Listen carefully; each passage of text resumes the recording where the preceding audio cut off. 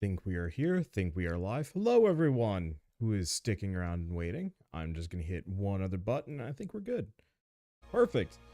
I have not streamed in a while, and I mean, I guess I did some like co-op streaming with my friends, but that's it. And this is my first solo stream in what, a month and a half? It feels like it's been a month and a half. I think it has been. Because I just got absolutely nuked by something.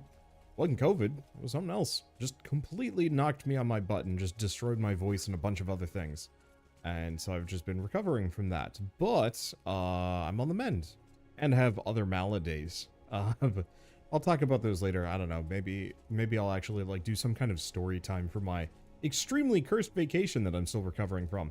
But I guess a couple of things before we go. I should mention bright and early on this one that Airship Entertainment and Digital Extremes were kind enough to reach out and sponsor this stream, so you can check out Wayfinder Call of the Void. I was going to do it anyway on my own, and at some point I'm probably going to put together some kind of like review-y thing for this game, but that'll be later. Oh, what do we do? You know what? I'm just going to throw us on maximum difficulty here. Yeah, I think I'll be fine. I think I'm just going to do this solo, and we'll play. So if you guys haven't seen if you haven't seen Wayfinder yet, it is a action MMORPG made by Airship Syndicate. Not Entertainment. I think I got that correct the first time around, but I'm not sure. So action MMO made by Airship Syndicate and published by Digital Extremes. They're helping with a lot of like the server backend stuff that's a little harder to design for. And so they'd actually brought me out for a kind of like a preview event last year, and then released it back at the end of August. Unfortunately, the servers took a bit of a beating from player interest, which is, you know, frankly, that's so normal at this point that I kind of expected it. And I was just like, yeah, I'll just wait until it's time to play and the servers are back up. And then, yeah, I lost my voice, so I just played like a little bit of it, but I didn't want to like play too much. Just because, like, I was so out of it, I just wanted to, like, lie down on the couch all the time. And so I got, what? Level 11? Max level on this game is 30, so I'm vaguely about a third of the way through the game. And I figured I'd just, I guess continue where I left off for today. I barely started Call of the Void. Mostly I started the quest. I talked to the character, and I think it's just people are disappearing, and that's all we know about it. I don't think there's too much to miss. I don't know, it's weird. I'm not Let's Playing as much anymore, so it's just like, where, you know, how do you handle content where you're just picking up not where you left off? Oh, right, I forgot, the shield works weird.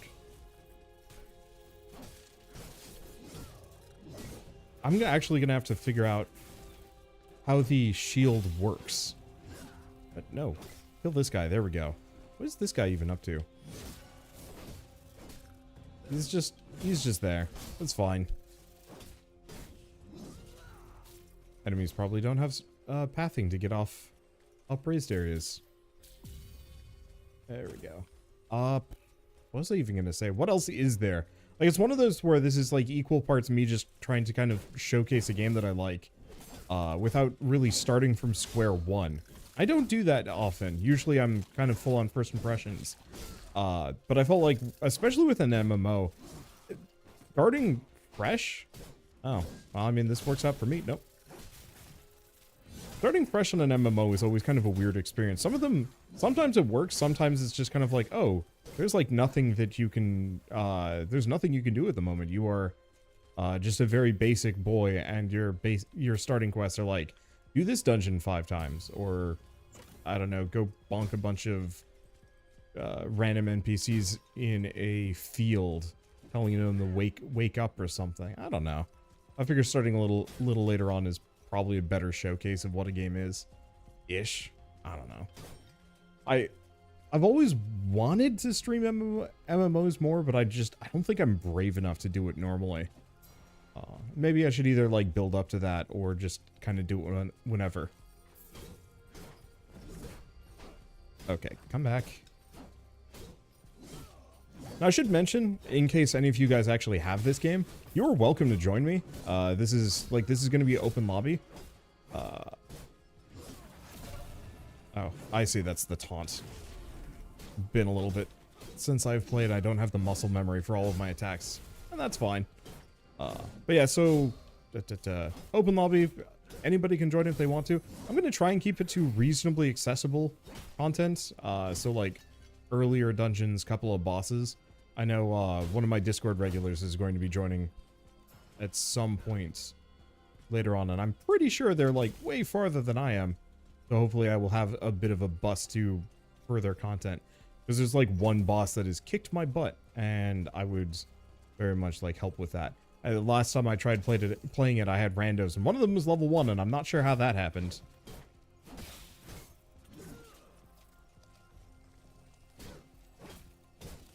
These spiders are just kindly waiting for me up high. It's nice.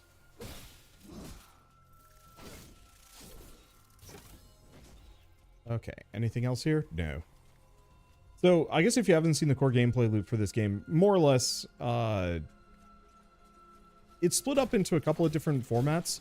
There's what I'm doing now, which is kind of the dungeon crawl element.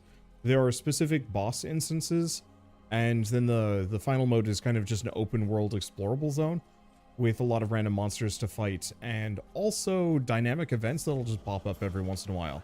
That's kind of one of those where it takes a lot of the best of like what worked in Warframe, but in a slightly smaller scale. And then also with a more fantasy style. Than, say, like, full sci-fi. Let's see. Anything else new? I don't know. I'm just cruising. It is so weird to like lose my sense of like how to stream. I've mostly been reliant on solo commentary with like first impressions for the past like month and a half, and so it's like going into this, it's like, oh my muscles are gone. Probably didn't need to do that.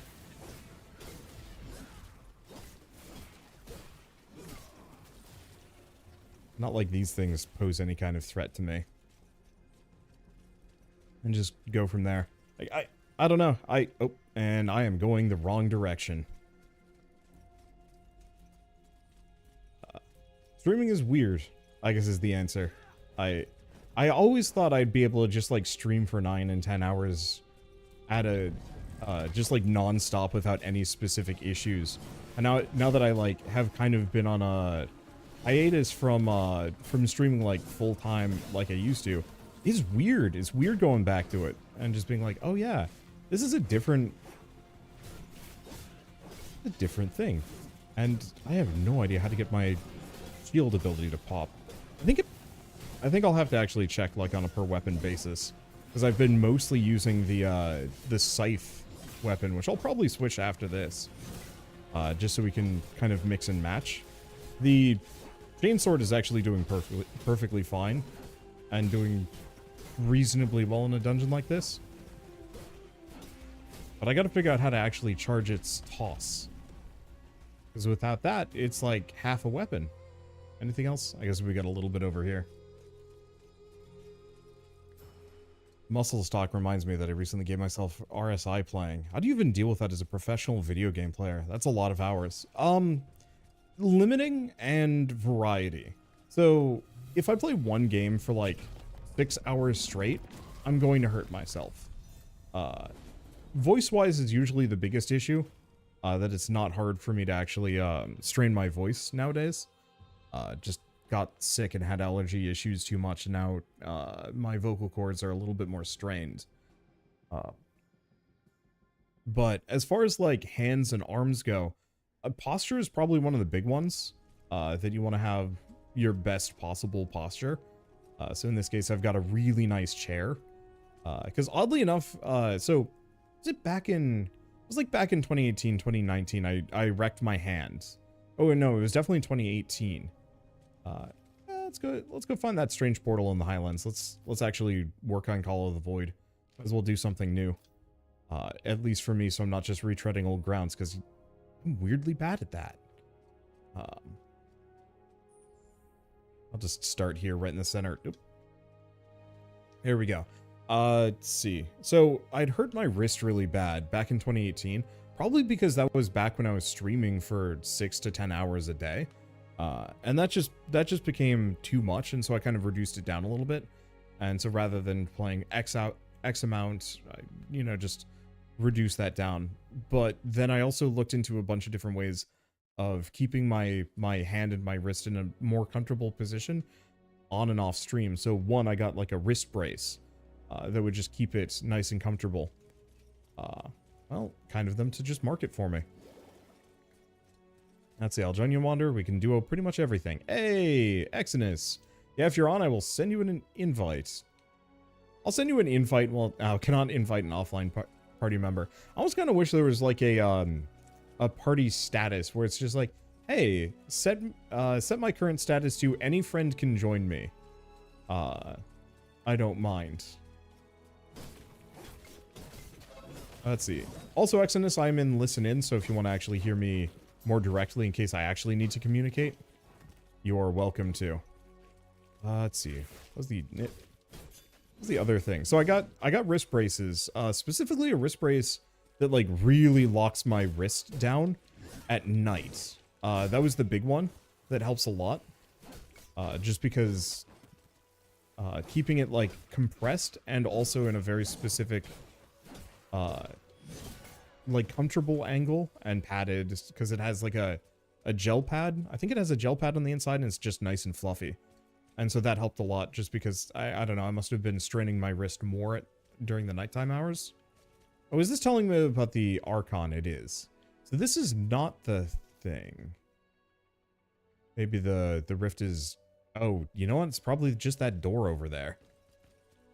Oh, am I muted on... Haha, I'm muted on listen in. I will fix that. There we go. Yeah, big wrist brace. Just got one of the small ones. Yeah, so the small ones that go around your thumb are good for like the middle of the day. But the nighttime wrist brace it's a big chunky thing, but it's supposed to like be extra comfortable and really keep your wrist like stable. Stable, constrained, but comfortable through the nighttime hours. I've never seen this thing before. It's a big chunker. It's also a higher level than me. I don't know if I need to worry about that. Took off most of my Defiance bar. Alright, I was going to look into this weapon and see what I could do with it. Playing Lords of the Fallen right before this, so I've got, like, harrying on the brain. And, you know, it's not working out too bad for me, actually. I do actually really like the fact that you can fight an enemy that is outside of your level as long as you're reasonably competent. Okay, is it this mystery door? No, this is just Ironstone Keep. I guess it's just further this direction or something. And yeah, the sleep wrist brace. Nope, can't get that one. The sleep wrist brace, I think I just bought from like a basic local pharmacy, nothing fancy about it. So they're probably more common than you think. You just might not be able to see them. The other one that I do is I don't actually do games that use mouse that often. I try to either stick to slower games nowadays if I can, or games that use a controller if it's action oriented. This looks like the strange portal in the Highlands. Actually, Exodus, if you haven't done this event yet, I might wait until you catch up so I can, so you can get a progress as well. See if you're on. Yes. Invite to party. There we go. And no sense in me blowing past what you can do, especially if,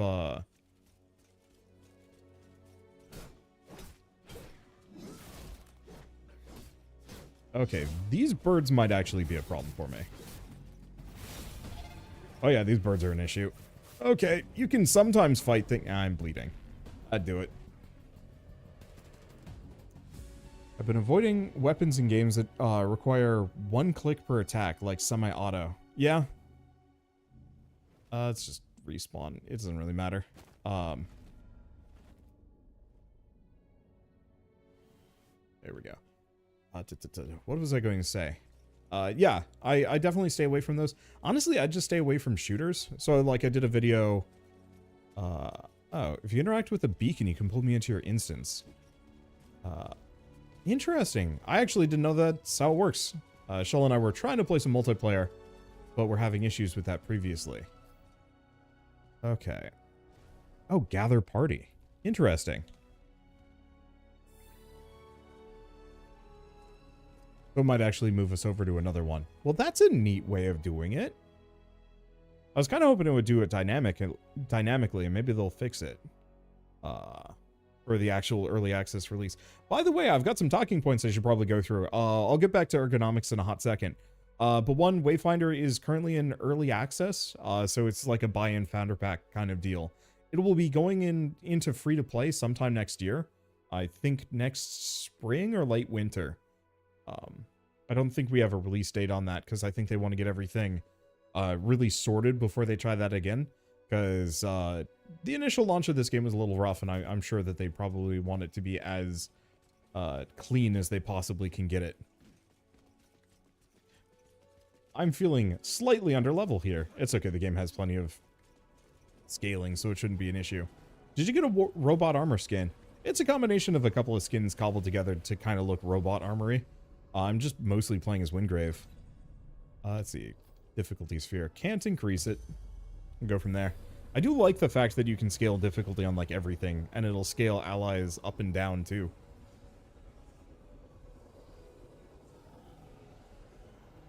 Oh, shoot. I might have actually left matchmaking on. Whatever. If we get a rando, we get a rando. It's not the end of the world. Let's see.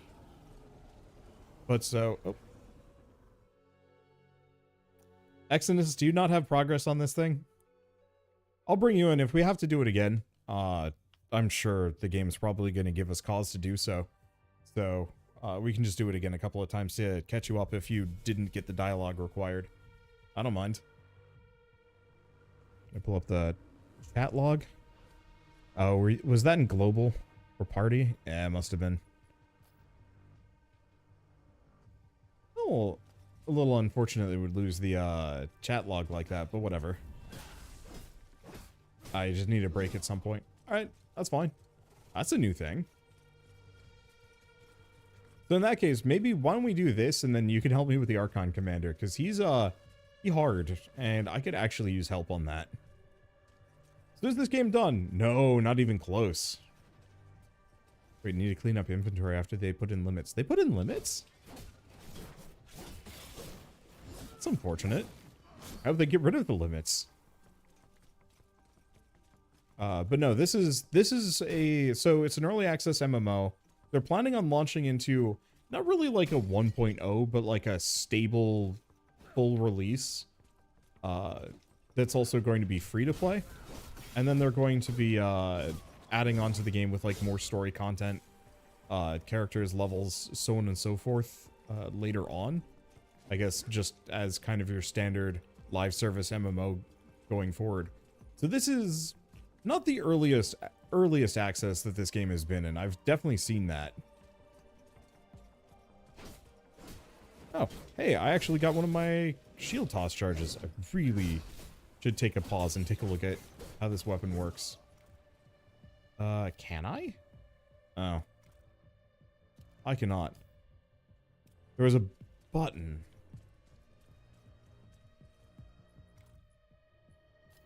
Let me check. Is there a way I can actually pull this up on the controls? Bindings? No. Oh, wait. Open character status. Maybe it's that. L1 and down? Okay, here we go. I can launch my shield. Nope. Not a... No clue. I got the shield right before this, so I have not looked into how it works. Fight with a log. Okay, let's see this. So MMO like Destiny or like WoW? More like Destiny. There are actually, I mean, format-wise, it's probably very close to. Wasn't it in passives? Maybe it is. Oh, you're just meleeing with a gun. You can shoot things. I'm not gonna be mad if you outclass me. Art of War, no. It doesn't look like it's in passives. It's shield. Oh, so I just have to block attacks? I've been an axe main this entire time, but the chainsaw sword is just too dang cool for me not to get. Oh, your gun is shield. I am confused by where you're going with this. The environment is gorgeous, though. But, I mean, that's unsurprising. I guess if Airship Syndicate doesn't tickle your memory. Oh, it's a visual bug. Oh, I got it. Is that like a repeatable one, or is it just like a now thing? Okay, and I can just run on these. But if Airship Syndicate doesn't tickle your memory, it's specifically the people who made the Darksiders games back in the day that have also made, I guess, League of Legends Ruined King. League of Legends Ruined King Battle Chasers, Night War. And what was the third one that they've made? Oh, Darksiders Genesis. That was the third game that they made before they made this one. And so like they have probably one of the best artistic teams in the games industry.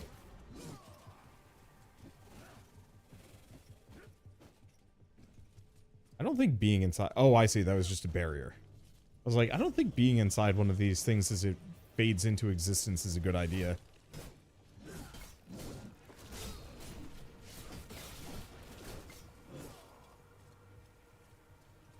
But I guess it's fine. But specifically, the studio is led by Joe Madeira, who is specifically like hey, he still makes comic books. And so like he was a comic book illustrator before he started. He was a founding member of Vigil. I don't know if he was actually like the lead at Vigil as well.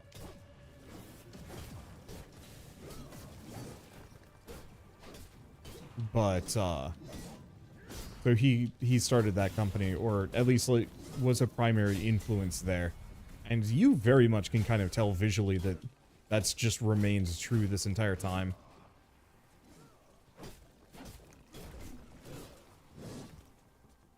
Yeah, it seemed Darksiders-y. Yeah, as far as gameplay-wise, the character I'm currently playing as with the weapon set I'm playing as is almost 1-for-1. Not 1-for-1, but it's incredibly reminiscent of playing as War in Darksiders Genesis especially. And to some degree, Darksiders, like Darksiders 1. I don't know if there's a character that I would say is strictly reminiscent of how Death played. But Death had kind of a lot of weird moves. Space Marine in the style of Wildstar. Ooh, I can see that. I loved Wildstar's art style. Like, there were a very small handful of game studios that I wanted to work at when I was, Whoa, you're new.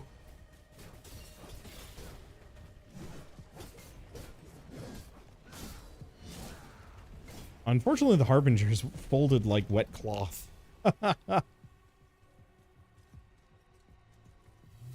Okay. Yeah, chain shield go Bert. So is that the shield you got as well? Yeah. I've seen lots of people with it, and I was playing around with it in the like pre-launch stuff, and I was like, oh yeah, this is a great weapon. I would like to use it more. And then launched, and I was just like, do I wail for this thing? Yeah, I want to grind. Exodus, by the way, how do you charge the shield so I can shield toss more? Oh, I have to actually... Oh no, we're just waiting for it to go.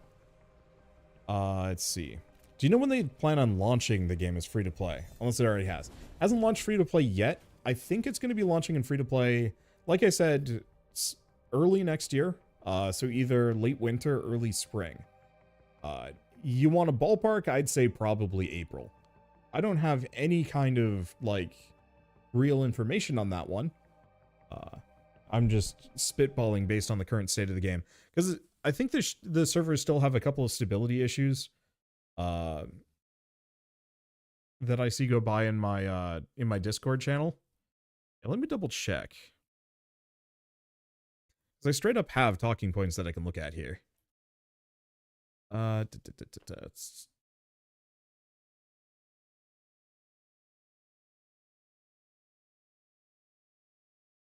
Okay, that's not it.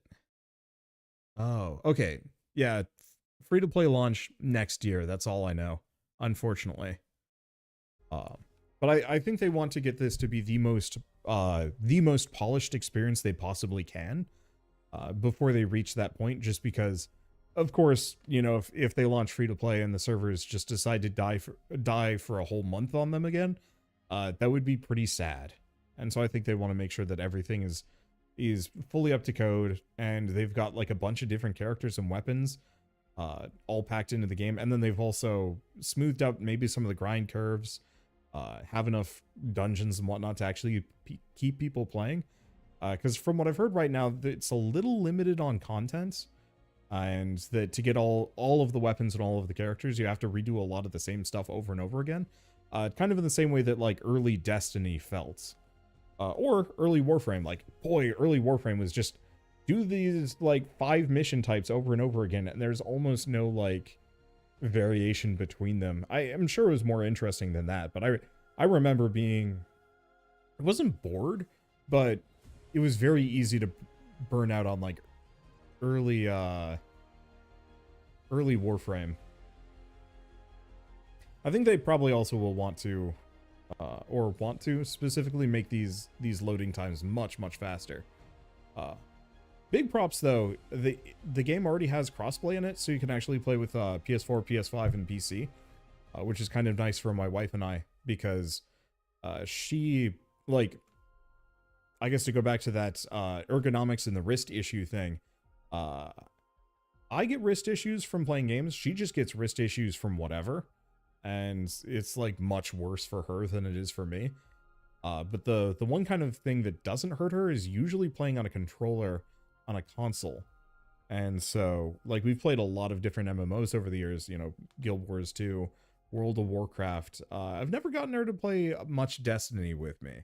We did a little bit of launch, or PC Destiny at launch.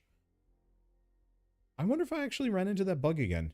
There is a small chance that when traveling with a party, the game can break, and I'm hoping we didn't run into that.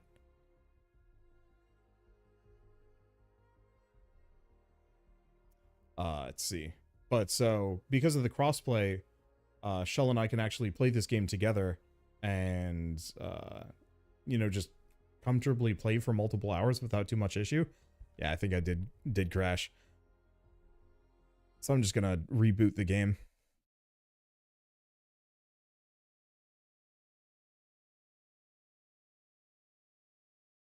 Only ever experienced that when playing with a pre-made party. I think what's happening is it's trying to put us into the same zone, and it doesn't like whatever is going on, and it'll just boot me out. I guess all I have to do is, I guess, relaunch the game every time we come out, or every time it hangs like that, because it's not a surefire thing. And it gives Exodus time to clean up their inventory. Sick. Yeah, Wander, how's your day going? It's going better. I'm going to just kind of dance around some of these things. If you guys are on Discord, you might have actually heard me talk about my maladies. But I had a really bad weekend, and I'm coming out of that. And so today's actually pretty good. I got to play Monster of the Week with my friends yesterday. Actually, 500 items over the limit. Nothing bad. Oh! Fix the login and disconnecting issues by free-to-play. It's a plague for them. Yeah, I'm hoping exactly that. And I think that's the reason why they're having this as early access with all of the bells and whistles and warnings attached. And it is kind of hard to launch an MMO nowadays, just period. And so, like, I'm sure some of these issues are probably going to haunt them for a little while longer. But like for me, it's a mostly flawless experience. There's a couple of rough edges, but I really hate the old, like, kind of isometric, whatever the, like, camera angle you would argue is used for, like, Guild Wars and World of Warcraft and Tor. Like, I just don't find myself enjoying that kind of game anymore from, like, a gameplay perspective. And so this much more action-oriented system is admittedly probably a lot harder to actually make functional with stuff like netcode and multiple gameplay formats, you know, keyboard and mouse, and then who knows about performance and all sorts of things. But like, if they can pull it off, this is probably going to be one of the more fun MMOs from like a pure gameplay combat perspective, because it's just Souls-like enough with the parries, the dodges, the blocks, the sort of stamina meter, and so on and so forth, that there's actually kind of a skill ceiling going on that isn't just mostly build oriented. I should probably go back to town. Exodus, I'm just going to hope that you are able to keep up with the story as well, and I'm just going to plow through the Call of the Void content, because I actually do want to see it today. And then also we should probably fight the Archon Commander so I'm not stuck there anymore. Let's see, what was I going to say as part of that? How's my day going? Oh, right. The comment of you don't have to sit through a 5,000 player queue every time now. That was part of the other reason why, when I was sick, I had paused playing Wayfinder for a while, is, yeah, it just didn't seem like it was worth throwing my lot in while the servers were having a bit of a rough day. Better to come back when the game's like this, and like 90% fine, in fact. Suppose I shouldn't be surprised, having fought together as long as we have. To the rest of us, you make the impossible seem like an easy thing. Still, it's good to see you back in one piece. So tell me, what did you find inside? The portal led deep into the gloom. I see. The gloom tears have plagued us for some time. Perhaps my scouts were mistaken, and the tears themselves are worsening. No, this was different. It led to a larger area. If that's true, then I've no idea what you face. Once upon a time, I knew war. I fought for 3 years in the ruins of Cairn 17. The labyrinth was a death trap. Alchemical gas poured into our quarters at night. Chimera waiting around every corner. Every step was a fight in the cairn, and a chance at a new horror too. Even so, we knew the enemy. I could touch them, strike them, understand them. I suppose those days have passed. What?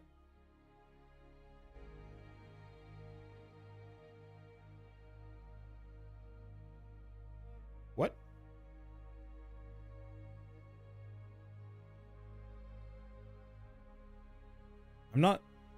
Am I still in a party? Is that what happened? No, that shouldn't be it. Oh.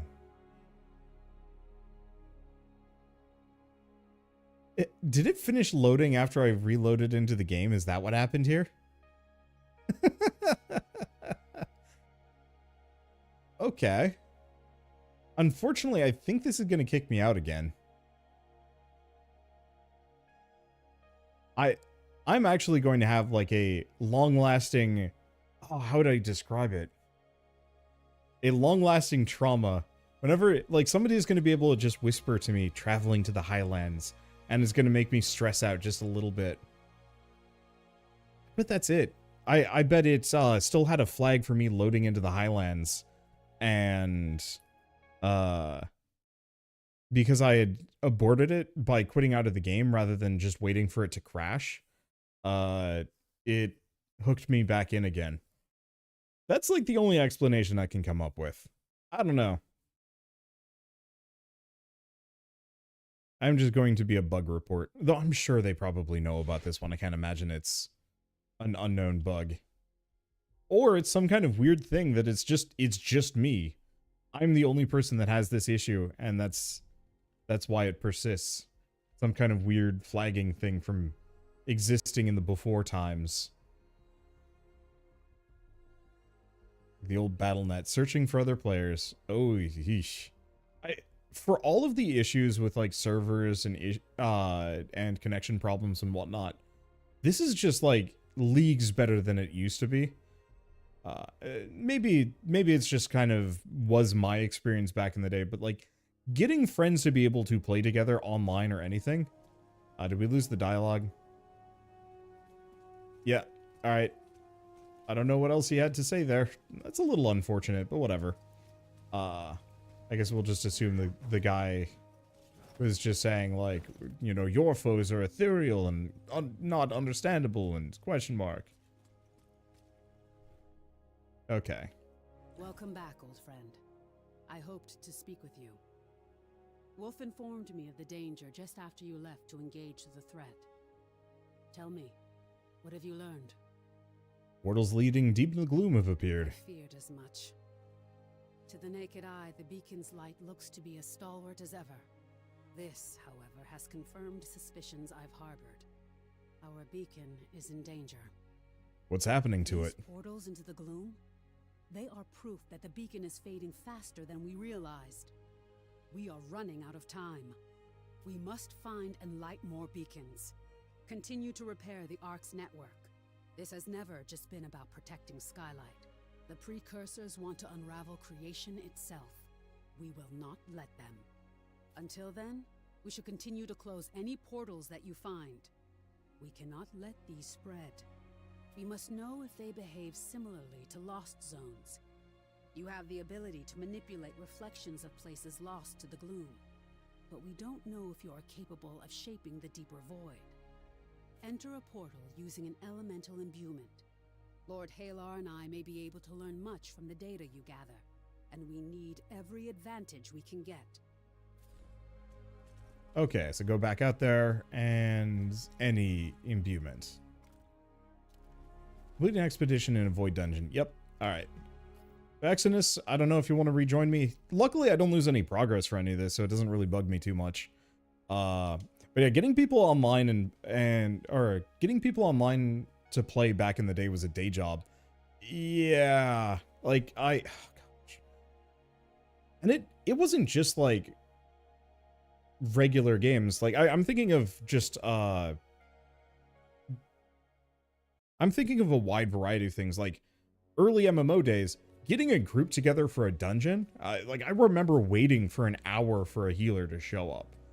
Or, oh gosh, I mean, not exactly in the same vein, but trying to get friends together for a, for like a LAN party, and just all those like weird connection problems.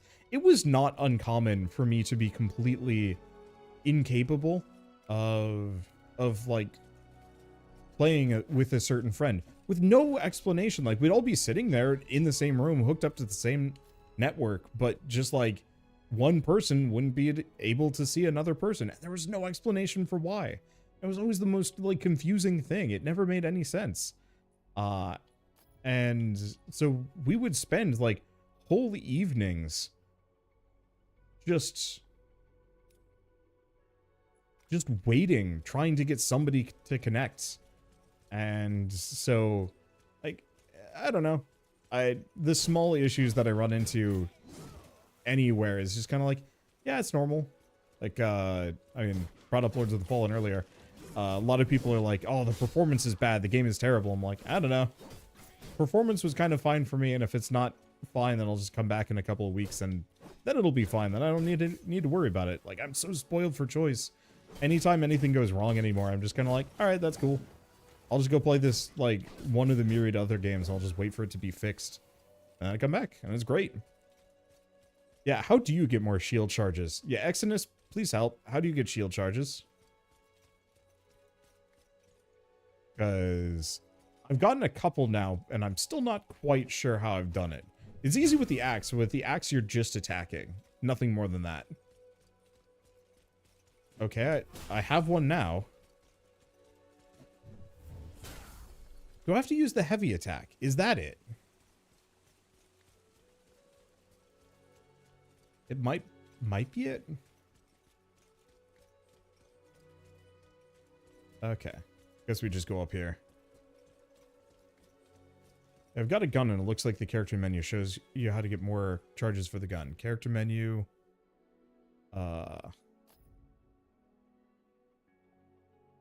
That's Epitaph. Would it be here? No, it just tells me about that. Under abilities. Oh, here it is. Over here. Okay.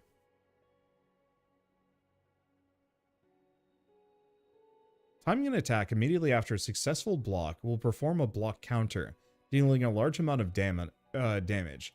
Latent meter is full, it'll also bank a pip.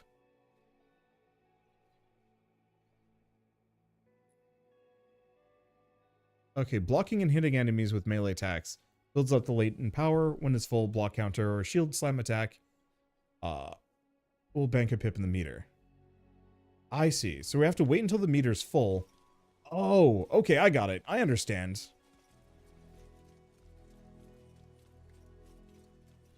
So I have that bigger shield icon. When that fills up, I need to block an attack. That's all I need to do.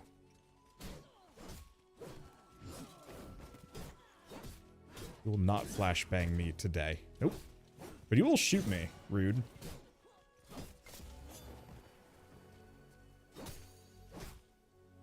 Okay. How is this game? I guess going back to my ramble about things are better now.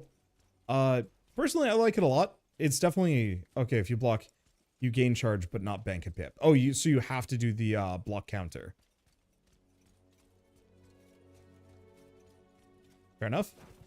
Well, Exodus should be in the party, so I think we can go into one of these. I just have to remember to put in...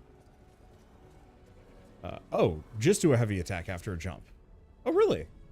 That is all I need to do. All right. I don't know. Let's just do shadow energy.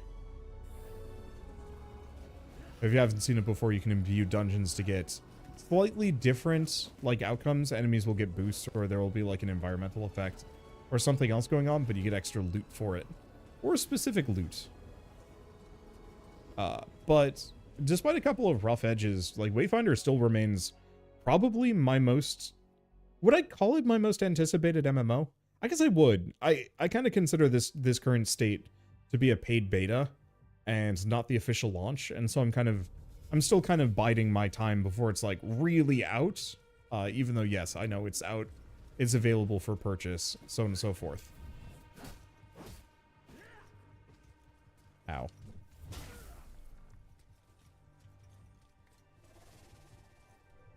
Okay, here.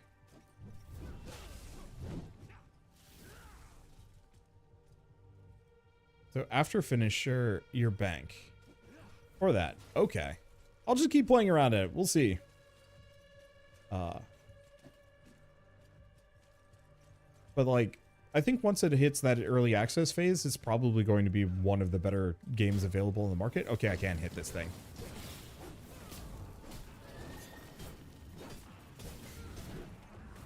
And it's kind of gutsy too, because Airship Syndicate is not a large studio. I don't know how many people work at Bungie nowadays, but I think it's like easily 10 times the amount of people compared to what Airship Syndicate has. And so for like a small budget, small scale studio, or smaller budget and smaller scale studio making something this good already is like, if they can clear out those couple of rough edges, it's gonna be good. Oh, that ain't it. That's it. Ooh, gets me a damage up too.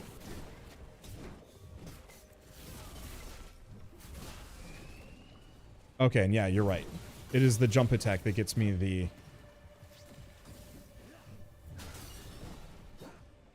pip. Oh, you're not dead yet. Now, can I get it from just hitting nothing? I can. Okay. But I think it'll also kind of depend on personal flavor. Because some people might want more of like a shooter flair.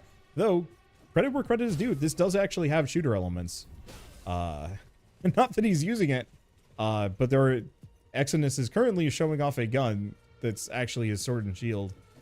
But the gunplay mechanics in this aren't bad. They take a little bit of getting used to, just because the game is meant to be played more as a third-person action combat game. Okay, that's not it. We're so far off the beaten path, I don't know where we are.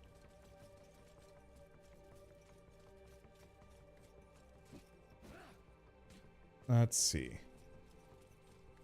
Let's get back to it or something. Yeah, guns are fun. I have to get used to them. I think I have trouble aiming for the, for enemy weak points, and it throws me off a little bit. Trying to do so. I could switch to gun after this. And see how that works. Guns are fun, just use Tempest. I think I have to get Tempest first. I think I just have the most basic gun. And I know there's like, there is a notable difference between the different guns in the game, because there's one that's like more of a blunderbuss. One's a proper like railgun kind of deal. A lot of WildStar nostalgia here. Yeah. So much of that is the visual style.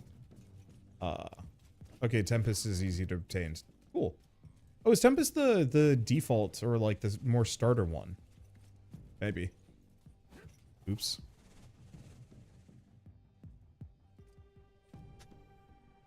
Supposed to be a portal behind me because it didn't play the animation, so my character just looked stiff. Am I going the right way?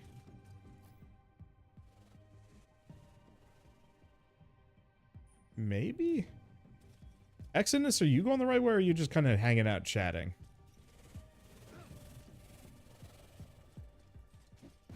Okay, it is here. It's just off the map a little bit.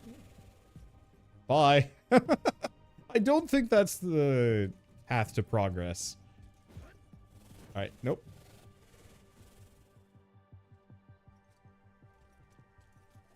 There. No! But yeah, and so much of the reason why you're probably getting WildStar vibes more than anything else is due to the hand-painted look and feel of the game, and maybe the character proportions. Like, it's that slightly cartoony version of reality rather than, you know, rather than going for full realism. Yeah, this is definitely it. I don't know why we're not on the map, but whatever. Shield go burr. They just melted. Okay, yeah. Chain shields got me sold? Can we open this up? No. Oh, there it is. I have to touch the mark.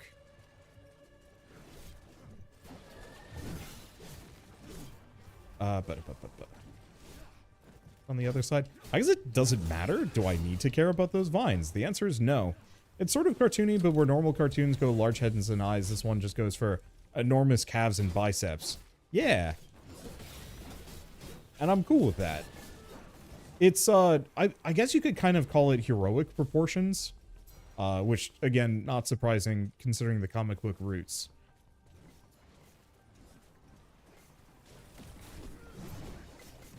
Is anybody even alive? Okay, they are.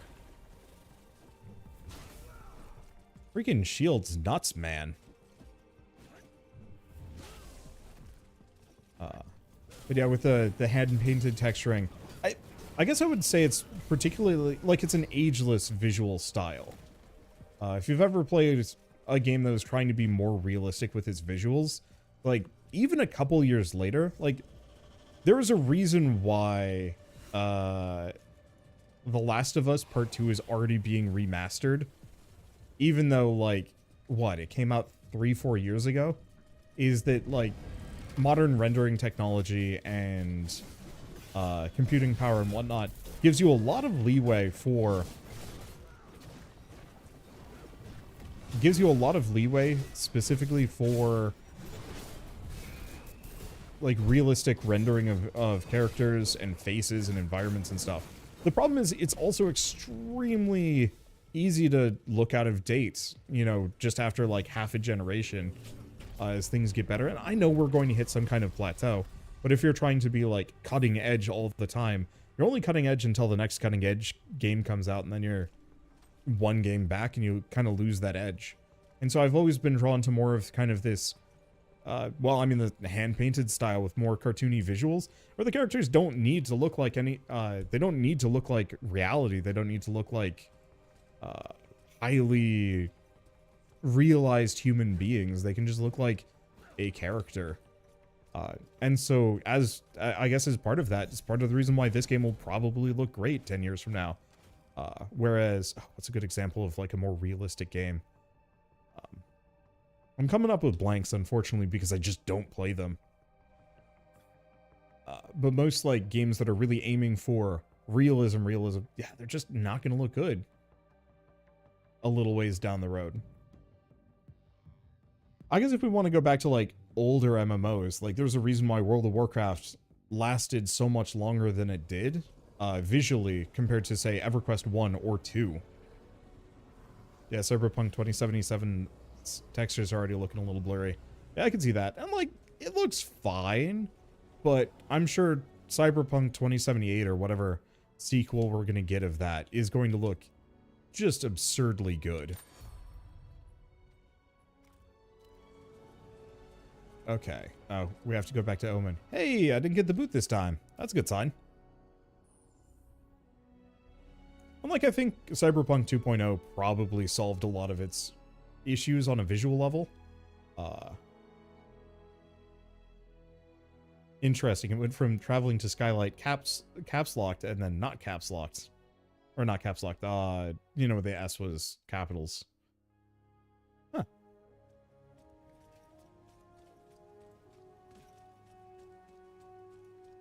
I'm trying to think of other games where the visuals really did just age too fast versus never age at all. I mean, WildStar, if we want to keep bringing that one up. Like, if they relaunched WildStar tomorrow, it would look like a modern game. And it would probably look kind of nice. You've returned unharmed.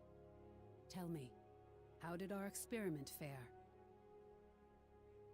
The imbuement worked just like a Lost Zone. This may prove either good news or bad. Lord Halar and I shall begin work on understanding the nature of this deeper void you have found. In the meantime, continue to seek and destroy these portals.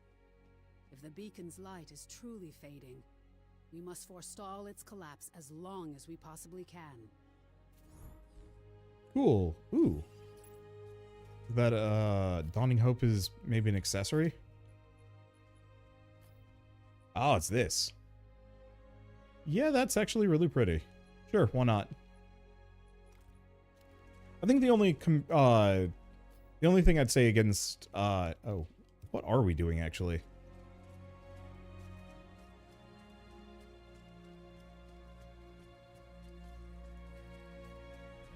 Do I not have a quest anymore for it? Huh. So did that just introduce the random portal voids and nothing more?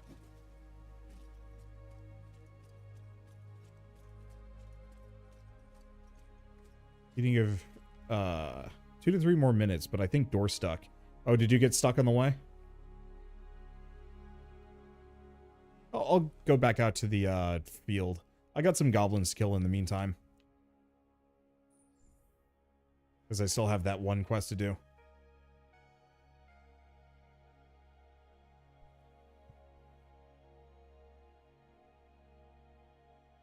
Yeah, now my brain is just stuck in games visually aging.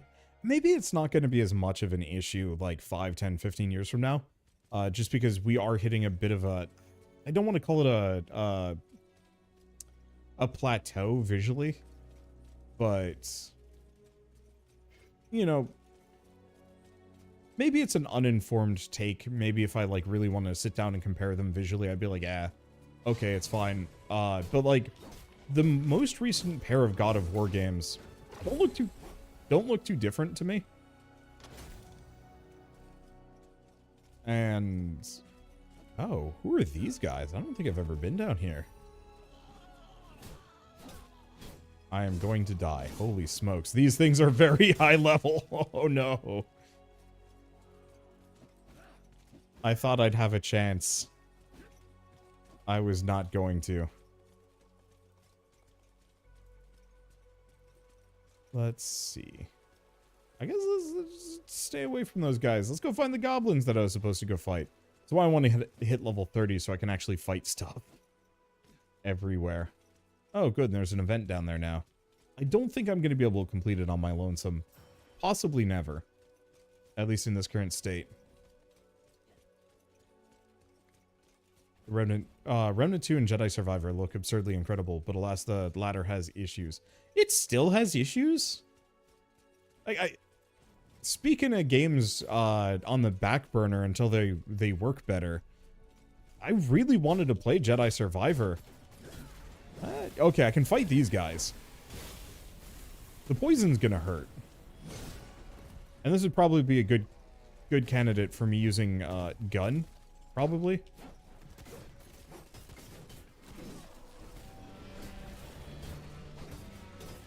Whoever this other person is rolling these guys. I wonder if you don't scale as much out in the open world, or at all.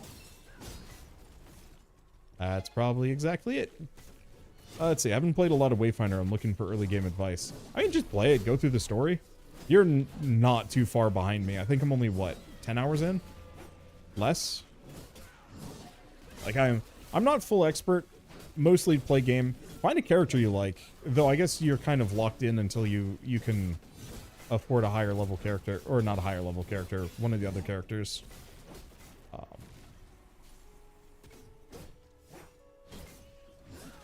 But the more you progress through the game, the more, like, features you get. The progression features. And also different ways to... how would I describe it? Different ways to improve your stats and give you access to more things. But, like, I don't even have the ability to fuse memories together yet. Or... they're not memories. What are they? Fragments?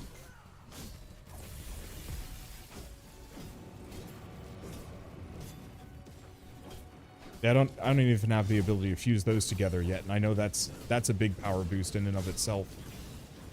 Ow.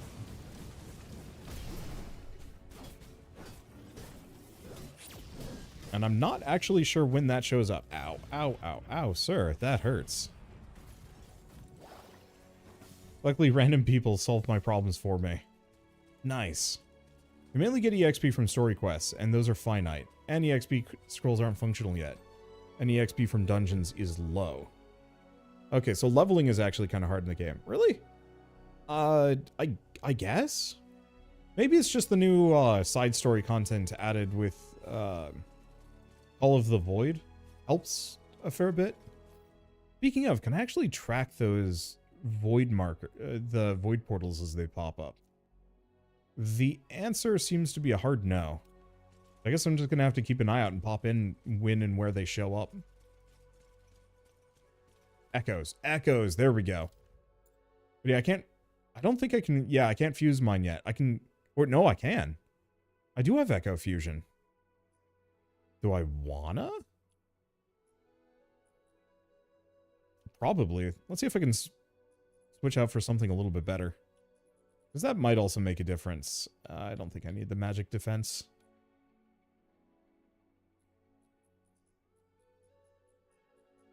Yeah, because I could just use the Brood Hunter and fuse it up. I think it's really just... do we have any attack ones that I can upgrade? Do we even have any of the... oh, I do. I guess it's fine. This would be the one that I could potentially fuse for. Crit rating. A lot of crit rating on that one. I mostly go for break power. I like, wow, how many of these do I have? Honestly, the Silk Mistress is fine. I think I might just wait before I start fusing things together. Like, maybe the Shrike Enforcer? Sure. I cannot... oh. Oh, they changed it. Previously, you had to, like, select different things to fuse into it. But now it's just converting stuff into dust. To then... fuse back down. There's a way better system. Okay. So I can go through all of these and, like, use them together. Okay. Exodus, you ready to rejoin me? Or are you still... I'm just gonna send you an invite. You can tell me no if you're busy. So is the game still Wayfinder, and is it free yet? It is not Wayfinder. The server issues are mostly gone. But it is not free yet. You still got to get a founder pack. But like, base version of the founder pack is not that expensive. So, I don't know. If you're big on it, big on playing this game, I don't really see too much of a reason to wait anymore. But if you don't want to wait for the free-to-play version, that'll be sometime next year. I'm still betting kind of Q1, early Q2. But it could be a little longer than that. It could be a full year in early access, but I kind of hope they don't do that. I could see that turning some people away.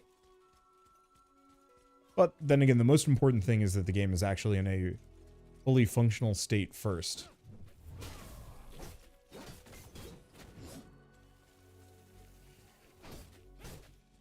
Okay. Oh, Exodus, looks like you're in. Cool. You want to help me with the Archon Commander? I don't think we have any more of those portals than we need to go into. At least I don't see any more quests telling me to go into them and see what we can clear out. And I really want to kill the Archon Commander. He's already dead, you just don't know it. That's convenient. I just go in and you have already killed him. It's like, how? Okay, Archon Commander. Oh. You know what? Actually, you're gonna carry my butt. I'm not that underleveled for this. I could also bring the gun. But that's probably a bad move. Let's see. Am I high enough level that I can actually use my better trinkets yet? Nope. I'll have to wait on that one. I'll check the stream. If I like the gameplay loop, maybe I'll buy it. That is entirely fair. And once again, it will be in its best state. It will be in a... Oh, you are bringing the funny. It will be in a better state by the time it hits early access. So there is always kind of the question of, you know, get into it now, make progress, get to play the game early, and, like, I think there's a fair bit of content to it. It's at least got enough stuff that you can play so much that you burn out, which is... I don't know where that stands on people's priority list.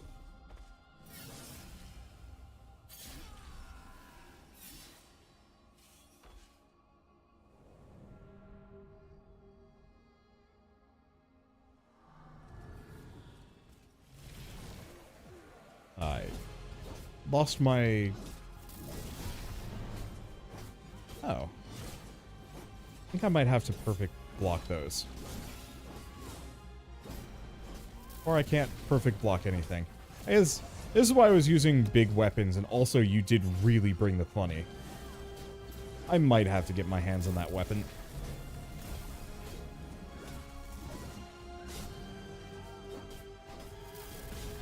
Get stunned, sir.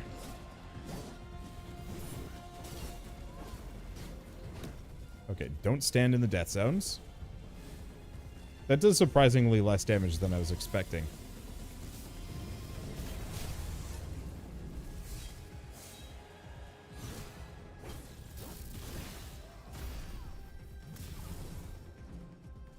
Yeah, I can quaff if I need to, but I kind of don't.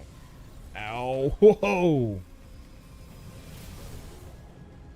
Okay, so when he do the jump, I can and will die. This is why I haven't beaten this guy yet.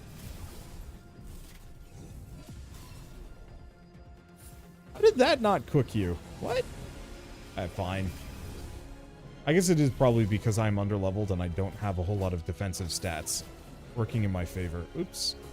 Not be there. This is why I was considering bringing the gun.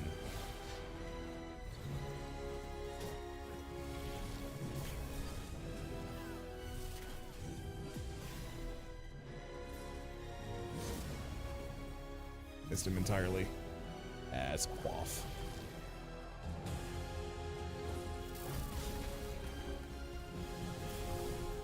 I've only ever beaten this guy once. And that was because I was extremely overgeared in a preview version of the game. Right to pick you up. All right, there we go. Luckily, he's just kind of watching. What did he do? Wait, did we break him? Nope.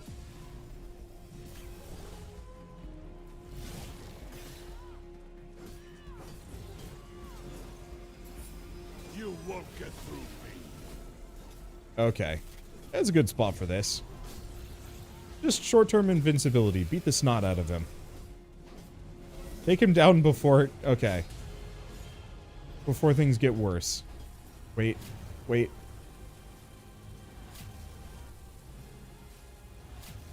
Commander! Okay. The organic levels are rising. They're charging the complex!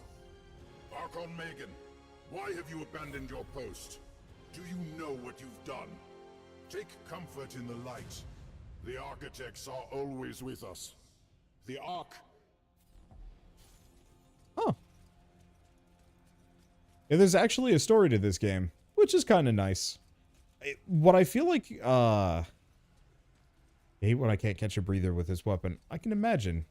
I do want to unlock that one, though. That seems really, really solid. Also, it's big and chunky, and I love big, chunky weapons. But I think for now, like, the 3 weapons I think I'm going to go for are pretty much just, the one I have, that one, and a gun. I just don't know which gun.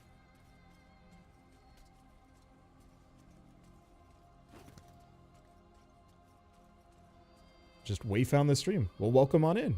We, just cleared the Archon Commander. At least for the first time for me, I'm not exactly, that far as progress goes. Exodus is much farther than I am.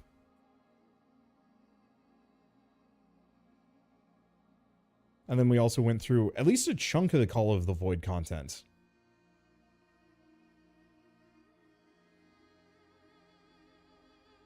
It's a chainsaw unicorn helmet. I could see a, like, Windgrave outfit that is just, like, chainsaw pauldrons and a chainsaw horn coming off the helmet. I could see that actually being kind of fun.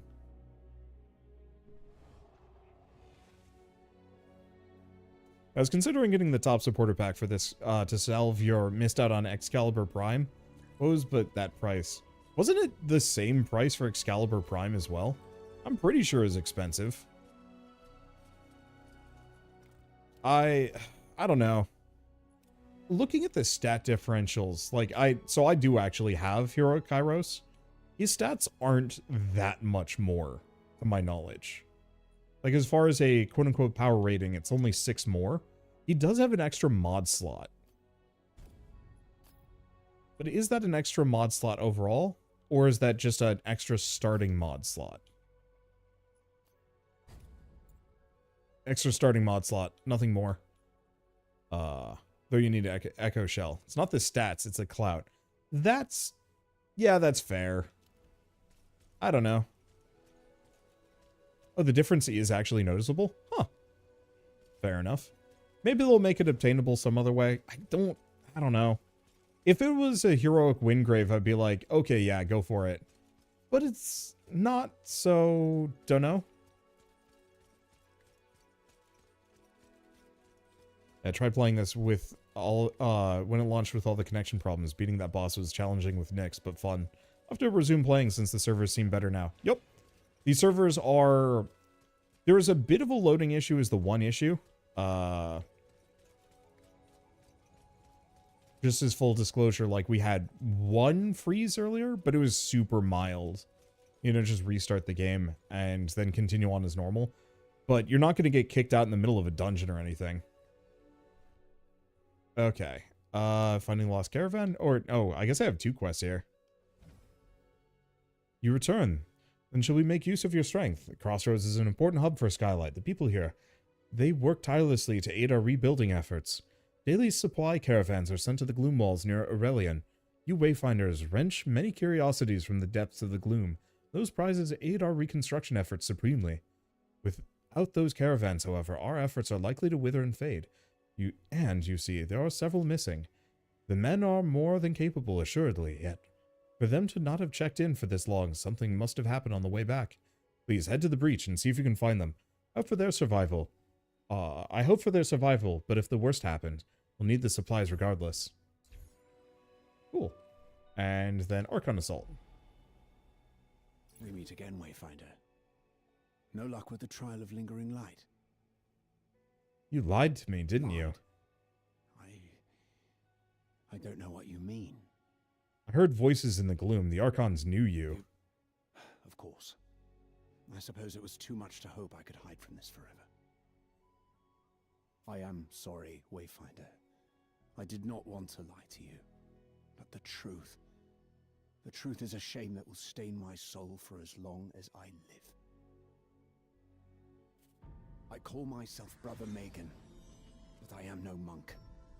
I was once an Archon, a champion of the Avar Imperium, sworn to carry the light of the architects to the darkest places.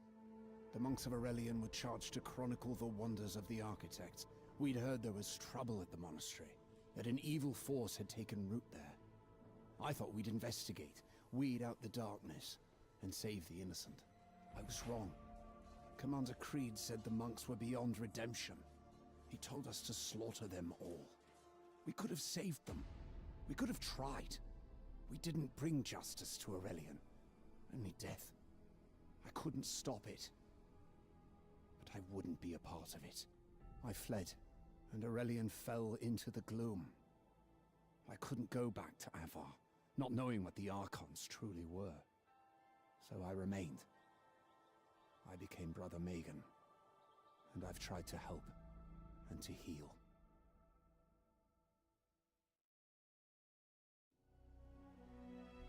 I was once an Imperial Archon, a champion of the architects. When my commander told us we had to cleanse vile corruption from this region, I thought we'd be fighting the maze. As we approached Aurelian, the commander told us the monks had made contact with the ones who came before. He said that there could be no mercy, that only death could cleanse their souls. I believed him. I've seen the ghost plagues and fought in the maze. I expected the monks to be warped, slavering cultists, and I was ready to cut them down. I didn't expect to see tears. What do you mean? The monks in the Codex halls were only initiates, little more than children. They knew nothing of the precursors or the work being done below. But Creed told us to kill every living thing. You killed innocent people? Creed saw I had no stomach for the slaughter, and ordered me to guard the storerooms. But the screams, the smell of blood. I cast down my shield and fled. That's the only reason I'm still alive. Aurelian collapsed, and the ruins were consumed by shadows. No one else escaped. Everyone, monks, my brothers, everyone died in the darkness. Something's missing. We've seen the Archon Commander's final battle. He never reached the inner sanctum. If he didn't trigger the gloom collapse, who did? We still need a connection. Megan, do you know anything about the I collapse? fled before it happened. I only witnessed it from afar. But maybe. What is The it? storerooms in Aurelian were filled with God's blood, volcanic fuel. The monks had a massive stockpile. They must have needed it for something. The monks were getting God's blood from the largest mine here in the Highlands, what the Shrikes call the Bloodworks. Perhaps there's a clue there. Something to reveal the path forward. Worth a try, thank I you. won't ask you for forgiveness. I don't deserve it. Just know that Archon Megan died in Aurelian. What life I have left I'll give to the people here. Good luck.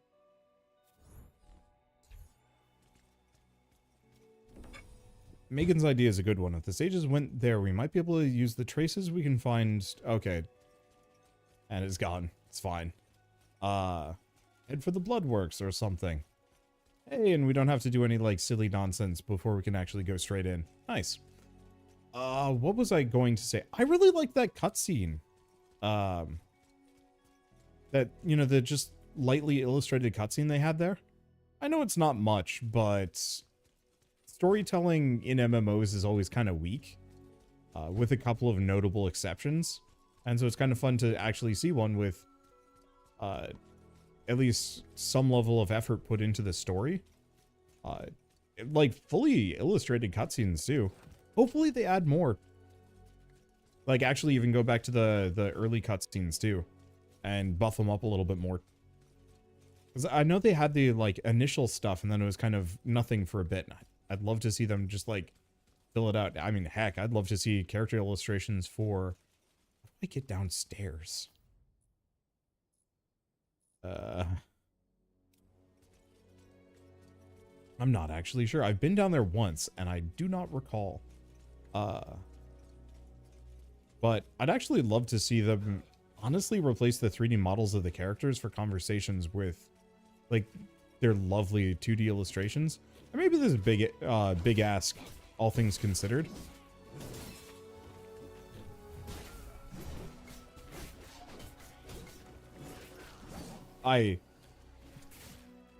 Oh no. Do I really have a quest to kill 1,000 goblins? Okay. Yeah, this seems to be the right direction. Devs seem really interested in pursuing proper world building. I mean, having talked to them in person, it does sound like their there we go. It does sound like their game plan is to turn this into something huge, which I like. You need a connection. Look for Avala. She's the seeker who's been doing field research in the gloom nearby.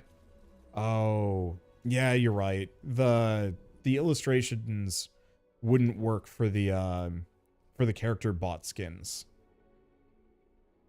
I just would love to see it for the NPCs. Oh well. Oh wait, what?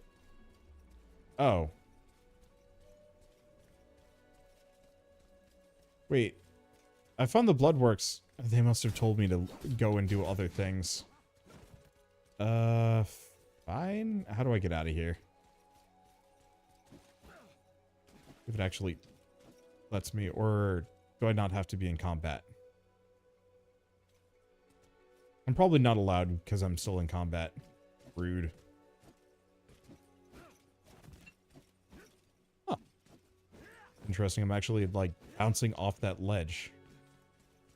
Or can I actually get up and around here? Nope. I guess I'm just gonna open this treasure chest or die or something. Actually, we could just warp. There's no reason for me to do it.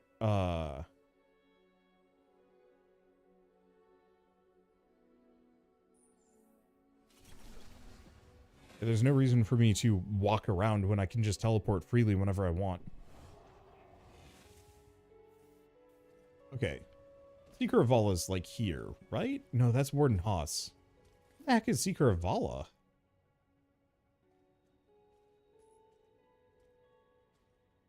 You know, I'm just gonna go back to the Crossroads Foundry and just walk.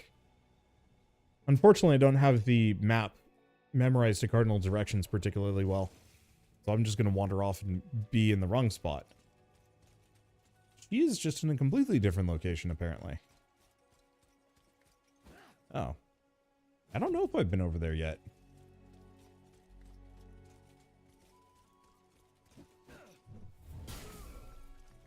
But, yeah, Digital Extremes, well, no, Digital Extremes, mostly Airship Syndicate, like, they very much were just talking glowingly about all of the cool plans they have. And, like, I've seen a cutscene for this game that wasn't in release. I think the character art floats around, like, they've been seen and showcased slightly. Oh, this is how we get to the Bloodworks, also kind of, sort of. But I know of at least 2 characters that aren't in the game yet. One's coming soon. One is coming at some point. I think there might even be, like, one more? I don't know. They had a really cool cutscene that had caught my eye. That was, like, one of their promo trailer things they wanted to show off. What's that down there? We actually have 2? What's this?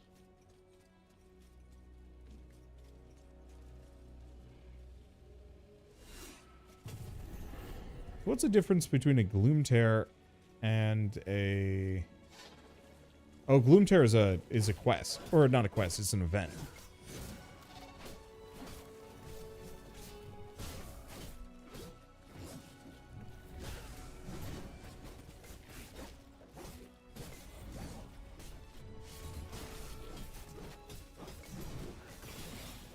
I don't feel like my shield toss is particularly...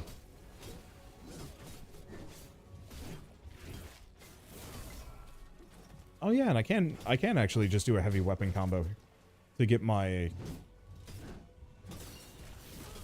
shield throw as well.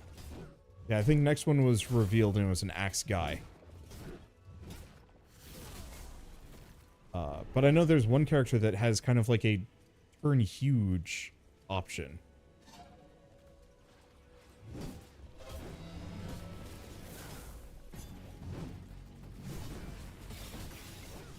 The bear? No, the bears are not coming for me yet.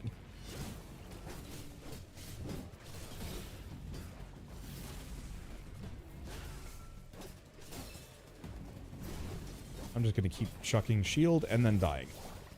Ow. Never mind. I guess I'm directly next to a waypoint. Let's just respawn. Oh, and of course we're right next to the quest giver. Sick. Yeah, Grendel is the next teased hero.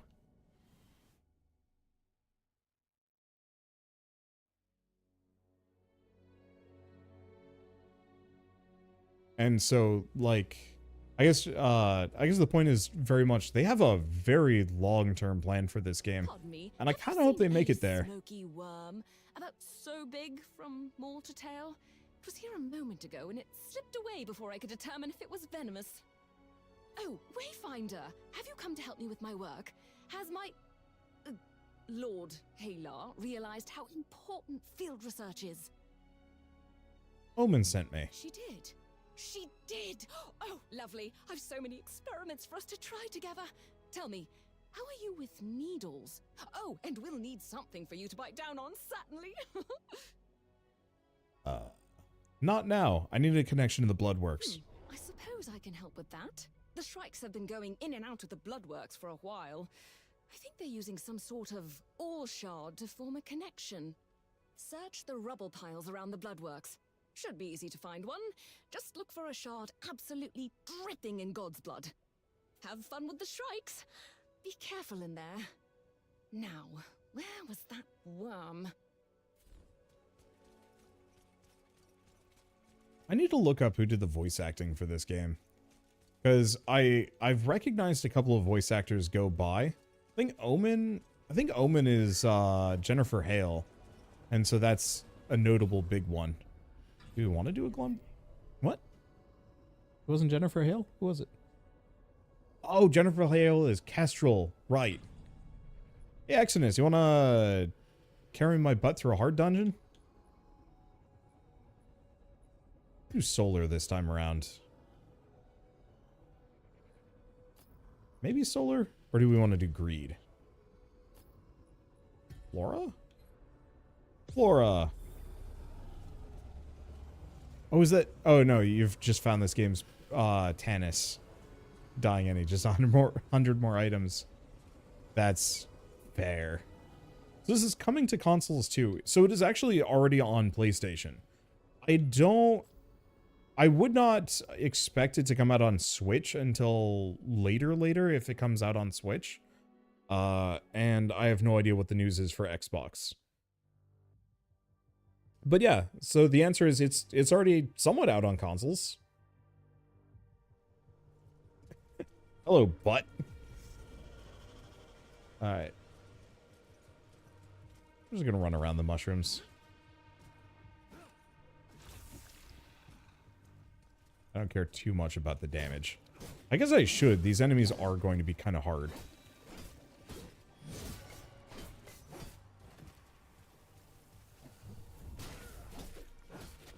Fine, I'll break the mushrooms. No reason to restrain myself anyway. Wait, was he poisoned too? Huh.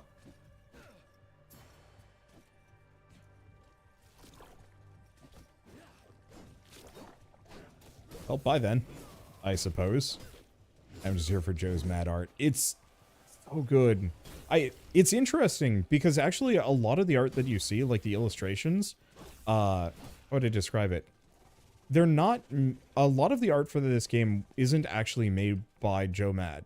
A considerable amount is actually made by artists that are kind of fans of his work, or were fans of his work. that have come to like work at the studio. And so a lot of the illustrated stuff is kind of using him as an art director as opposed to the lead artist, which is just super impressive that you have so many artists that are able to perfectly recreate or at least adapt his style to match so well. I can't do that. I wish I could. Like I said, there were like 2 studios that I wanted to work at when I was you know, a wee babby illustrator trying to maybe get a job in the industry before that didn't happen. Ow, I'm dying. Okay. The poison does hurt pretty bad.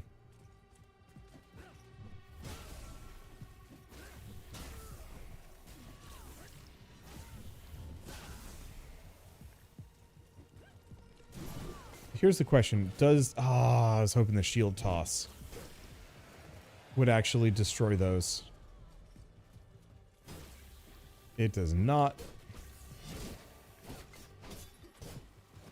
At least I have some self-healing potential.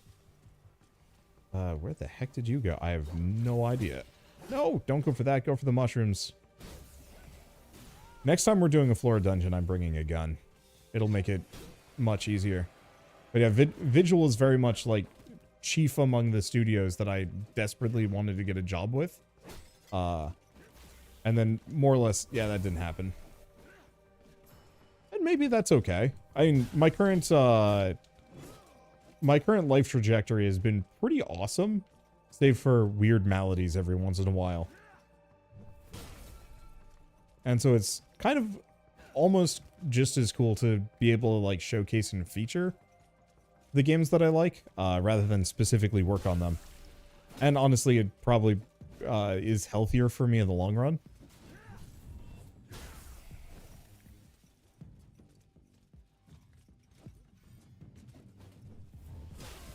You're up there, or are you just looking at the stuff I got earlier? No, I guess I should check. Because I do actually need all of this loot. As something of an artist myself. Yeah. Okay, wait, how the heck did you get up there? Or did you? Oh, sneaky. I didn't even notice this upper area.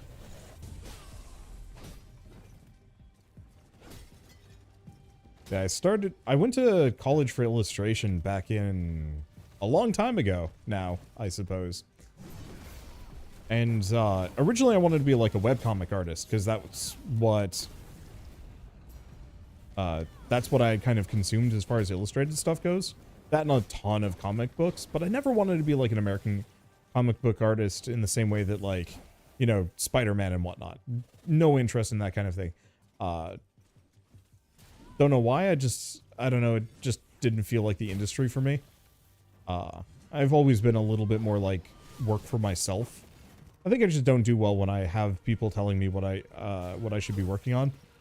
Because I usually just get like really antsy about it. Probably some kind of ADD thing, I don't know.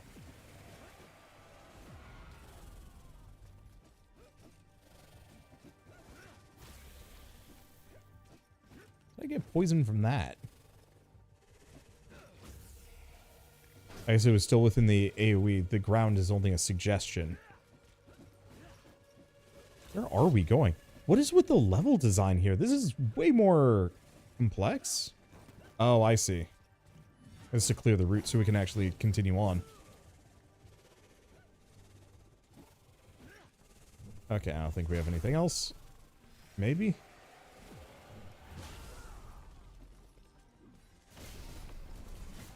I suppose this is progress. Bye! Bye. Oops. If you love Darksiders, it's hard not to be interested in this. Yeah. But yeah, so I originally wanted to be a, like a webcomic artist. And then it was like back to back. It was Braid, Bastion, and Darksiders in like quick succession within a couple of months. And then I was just like, oh, video games actually use 2D art for interesting things now. It's not You know, it's not just the occasional illustration for like a cover image. There's actually like 2D art being used effectively to make games look nice in game. And so I was like, this is going to be my new career path. I'm going to be a concept artist slash, you know, something within that. And then I graduated and became a YouTuber. It just didn't work out. It did not help that anytime I sent in a job application to practically any studio, they would shut down. Or just, it was Blizzard. But yeah, that didn't pan out for obvious reasons. You gotta be real good to work at Blizzard. I'm okay. I'm not bad. Poison hurt. Hate the poison thingies. Yeah, it's my fault for picking this one.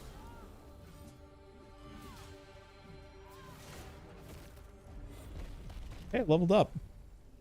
I deserve that.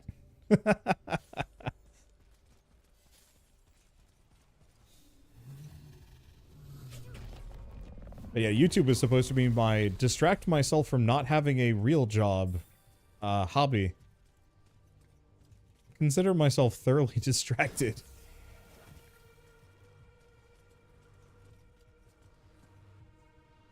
Yeah, you need to be good to work at Blizzard, yet they release the games they do. It's not the employee's fault, I'll tell you that.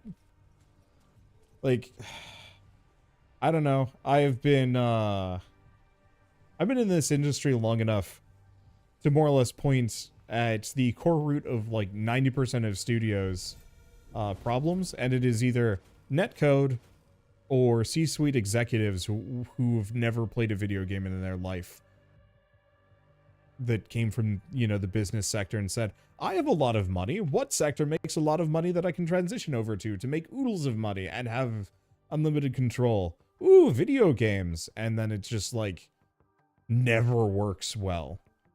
And so you have a bunch of like game developers trying their best to appease a bunch of literally unthinking masters, and it is just so bad. Yeah. Unthinking masters and their evil shareholders. It's like the most 90s cartoon villain thing ever, and yet it is just consistently always true. Oh, Pyre up. What? Okay, I know Pyre is one of the new things. I don't know where Pyre is.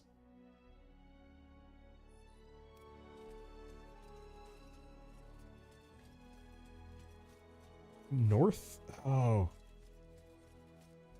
Is N north? I don't see anything down that direction, so maybe it's the other way.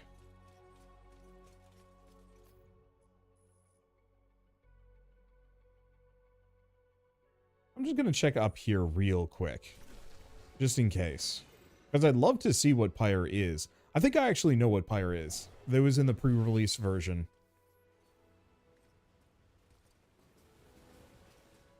Okay, that looked promising, whatever those explosions were. Nope.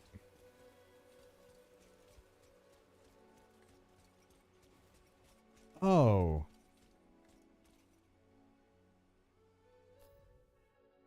Why is chat just exploding? Is it over here?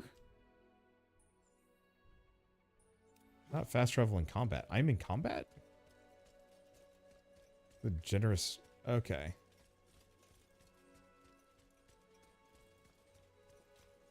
I don't know, I'll just run around. Because I've seen Pyre before. He kicked my butt in like a pre-release version. Global World Boss, huh? Yeah. Yeah, so they want to have like a vibrant open world kind of dynamic event quest thing. And then they also want to have the more instance dungeons. It's a good setup and it's a good system. Like, I very much want to see the open world a little bit more. Yeah, I think I'm just going to have to figure out how that works. And apparently they're killing him really fast. Okay, so yeah, whatever's going on with the new event, it is apparently getting bodied by oodles of players. Yeah, you need to camp his spawn. Okay, you know what? Maybe I'll actually ask in chat.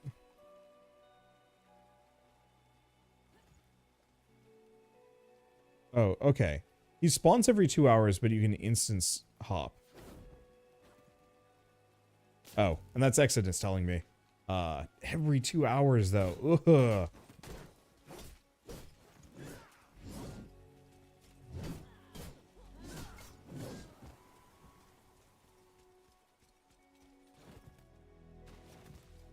So Pyro is not one of the new things. He's just rare. Rare-ish. Take that sliver of ore. I can feel the resonance of God's blood on it. Of all, I can forge a connection for you. Alright, cool. I'll just keep making some progress. Come back. Come back, sir. I think this man is dead. He is almost assuredly dead. Not fast traveling. I'm not in combat. I think that dude just phased out of existence. Please let me warp out of here. I cannot. Alright, we walk.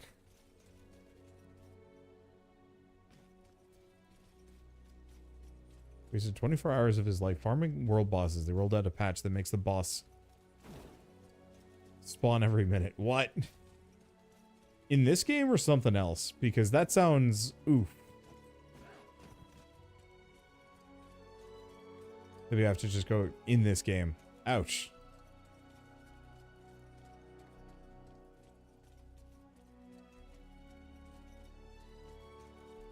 Almost. Oh wait, no. But I am considered to be in combat. That's why I can sprint.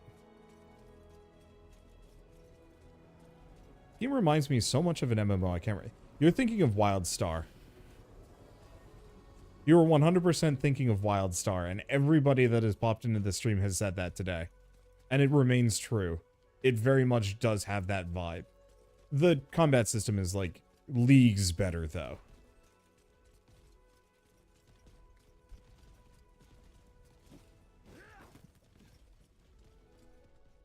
Okay. Maybe if I adjust the ratio of shadow to chaos. I need some more data. I have to get into the gloom somehow. Hello? Found a shard. Hi, shard. Let me just amplify the energies and bind it to you and... there we are. Connection. Are you sure I can't convince you to help with a quick experiment or two? Only a few needles. I'm afraid not. Okay, so now can we go? Oh. You have what you need from me. The connection is strong. I'm sure you'll reach the bloodworks and won't be lost forever in the formless void. Fairly sure. What? Oh, nothing. I'm sure you'll be fine. Mostly sure. Why are you going into the bloodworks anyways? I need to find traces of the Aurelian sages. I'm glad I made those adjustments then. What adjustments? I've been working on a spectral harvester, you see, and... oh, I don't want to bore you with the details. You go on now. I still need to find that worm. Okay. We get a bunch of stuff. What other MMOs? Kind of from that era. Firefall and Tabula Rasa, maybe? Trying to think. There's a lot of dead MMOs from like years ago. And it's such a shame too. Like, I know ultimately most MMOs really aren't that good, but there's just something kind of sad about video games that were like perfectly fine that have just fallen out of favor and the devs pull the plug. Or maybe it's a licensing issue. You know, for the longest time, I always wanted to play the Scott Pilgrim game. And now that I have, I'm kind of just ho-hum on it, but the fact that it was unobtainable, that it had fallen off the PS3 store, and that was the only store it was on, was just kind of like, that sucks. You know, I want to be able to play this game, even if it is no longer accessible to me. Let's see. Oh, hey, they made it so matchmaking just stays off, I think. So it was Firefall. That is the one. Yeah, that was one of the ones that just fell off and disappeared forever.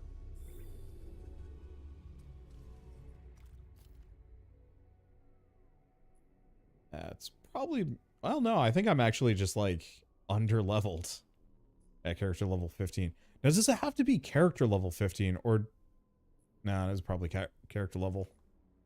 Oh well.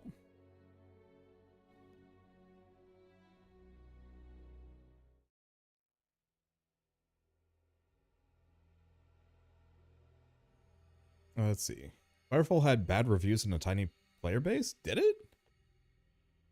I thought Firefall was like actually reasonably okay, but every time they tried patching it, it got worse.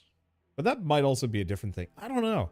I just wish the studios, like, before shutting down or whoever buys the game, would repackage it as like a 4-player like cooperative Borderlands experience. There's so many MMOs that you could do that for. I've never been in here, actually.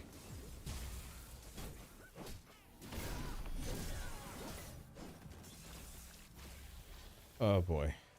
This is gonna hurt, ain't it?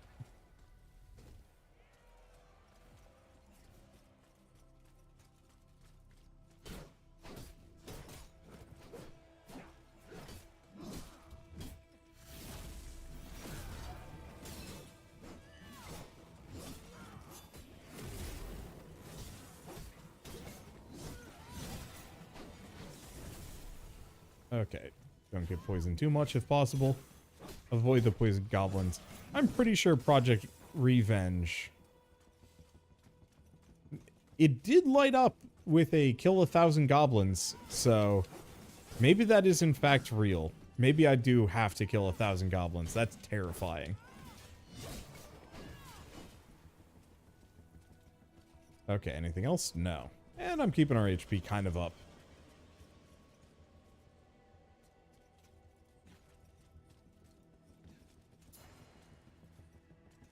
Let's see. Best Buy may have physical versions of Scott Pilgrim on clearance, because that's where I got mine. I mean, at this point, I've got a digital copy, and like, I think I'm getting to the point where I can kind of accept not having access to every single game.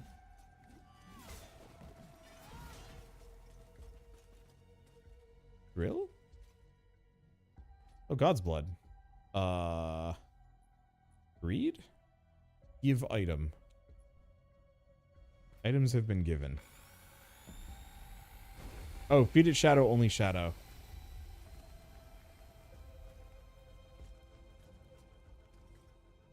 Oops. Oh, well, next time.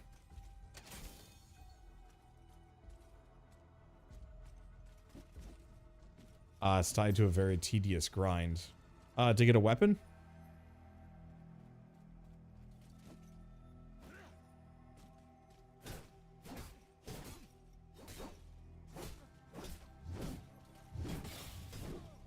Weapon and characters. That's fair. I guess for me, I don't think I'm going to be trying to go for like 100% of all of the weapons and characters in this game. And so if it's like if it's a rough grind, there's a very real possibility I'm just going to, oh,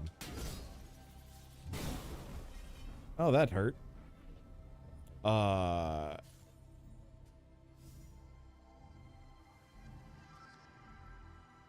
He might make it. He might make it in time. I think I hit the bombs below me with a jump attack. And that's what took me out. Is my bet. Get the drill. Oh, is the drill back? Ah, I didn't realize it was behind us. But yeah, I'm trying to get to the point where I'm not as bothered by games being unavailable. Oh. No, that ain't it. This is it. Whee! That's a lovely bunch of damage.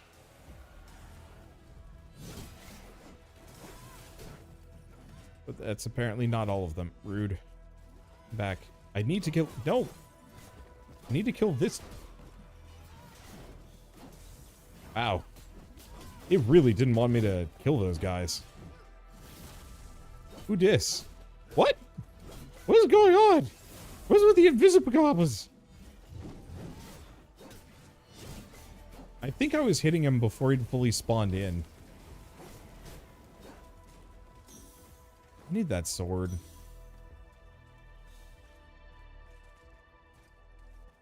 Not access while in combat. Oh. It's this guy.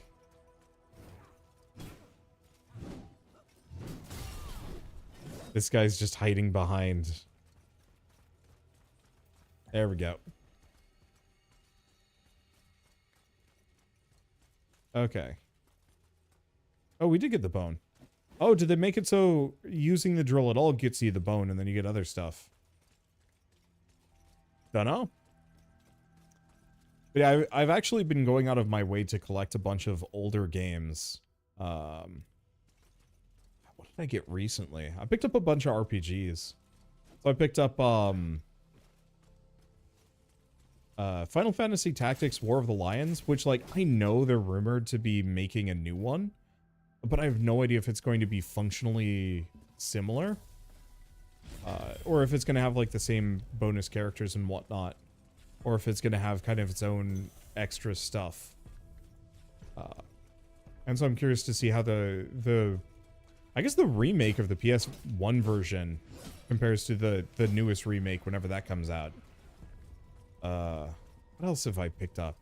I picked up Phantasy Star Episode 0, which I'm sure is, or Phantasy Star Online Episode 0, which, like, I'm sure that's not actually a very good game.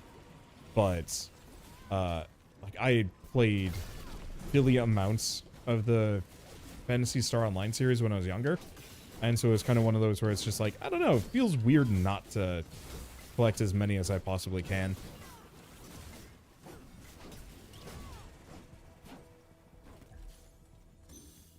Trying to think of other examples. Well, I was gonna collect a rare, a rare copy of Baten Kaidos, and then they just re-released it, and it's like, oh, and I guess, oh, okay, she seems like she might be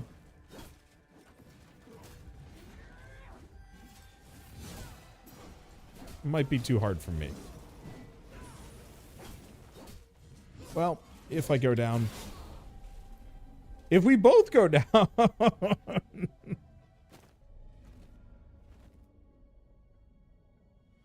mean, we got 6 respawns. Is hardly an issue. Hello. Nope.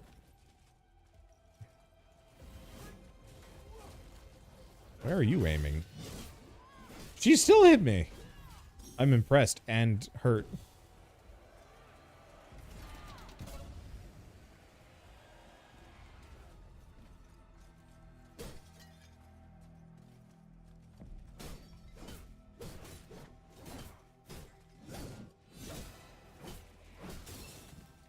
Oh, so is this just like another event on top of it all? I suppose it is. Ow. Hate playing as anyone but Wingrave's stain is so nice. That's where I'm at. Like, bonus damage on Kairos and so on and so forth. So tempting. I just don't care.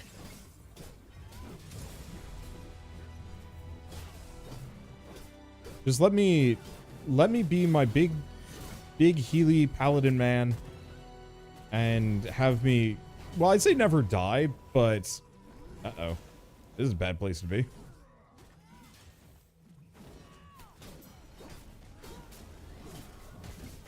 Like, as long as I'm under-leveled here, I'm probably always going to just get wrecked no matter what my sustain is. They're not goblin people. They're just people. Fair enough.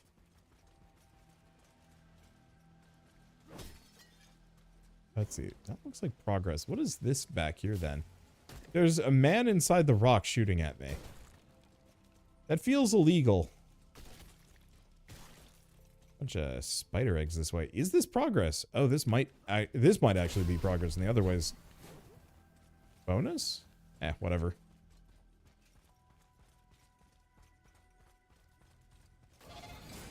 I do like all the little event chests and whatnot kind of in here to break up the... And is the word... I guess the word is monotony. To just break up the rhythm. There we go. That's better than monotony.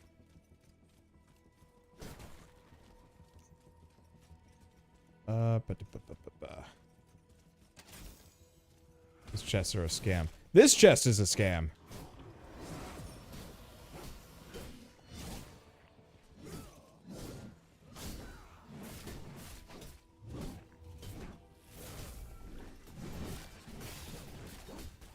Okay, I'm actually doing... Oh, shit. That shield was just wrecking him.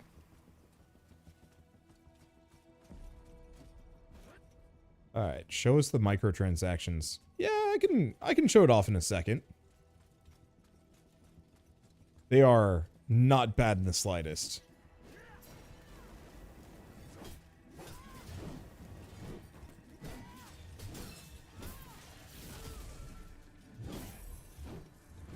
I mean, I guess it kind of depends on your perspective.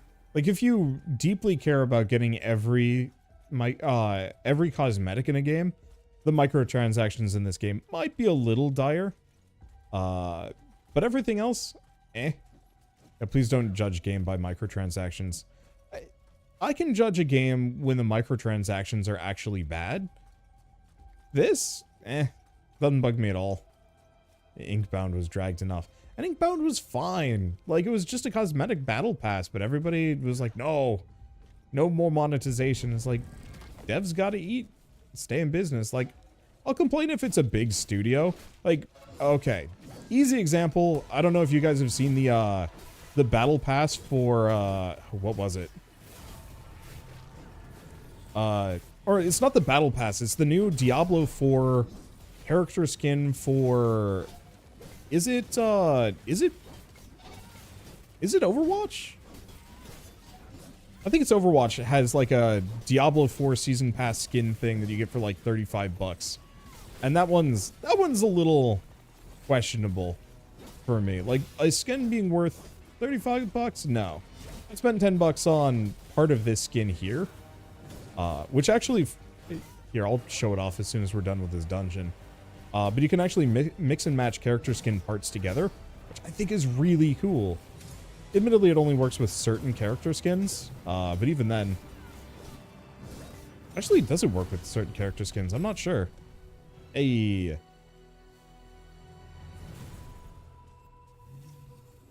But being able to mix and match cosmetics is kind of nice. Overwatch got a Diablo 2 skin. Or a Diablo 4 skin. $40 for 2 skins and a battle pass. Like, you know, maybe if you're a really committed player, that kind of thing is fine. For me, that's... it's not great. Judge a game by how aggressively it shoves microtransactions in your face. Ooh. Yeah, that's a better way of putting it. Because in this case, like, unless you go to the shop, I don't think you see anything about the cosmetics. Regarding microtransactions, hate how Discord just added cosmetic microtransactions you can only access if you're already paying for Nitro. That's just weird, man. Like, it's... Microtransactions, I think, broke venture capital's brains, and we're all just suffering the after effects from it. Because, you know what, honestly, I would rather have microtransactions than a subscription fee. Because with microtransactions, you're just kind of like, oh, oops, I missed a couple of cosmetics I would have liked. They'll come back at some point. With the sub fee, it's like, oh, I'm subbed to this game. I need to play this game. And then you know, if you don't play the game, you've just wasted whatever your sub fee is. And you're effectively just paying rent to have the possibility of playing a game. And, like, sometimes that's okay. Like, I have that for PS Plus, and it doesn't bug me too much. Just because I don't really mind that... I don't really mind that I'm paying for it because I'm also getting quote-unquote free games every month. And yeah, they go away if I stop subbing from it. But at least there's kind of this, like, slow value gain over time. Okay, so I guess one thing I should probably show off while we're here. This is part one of the microtransactions. There's a season pass that is a reward tower that you just go up, and it has a bunch of skins and materials and other things that you can unlock.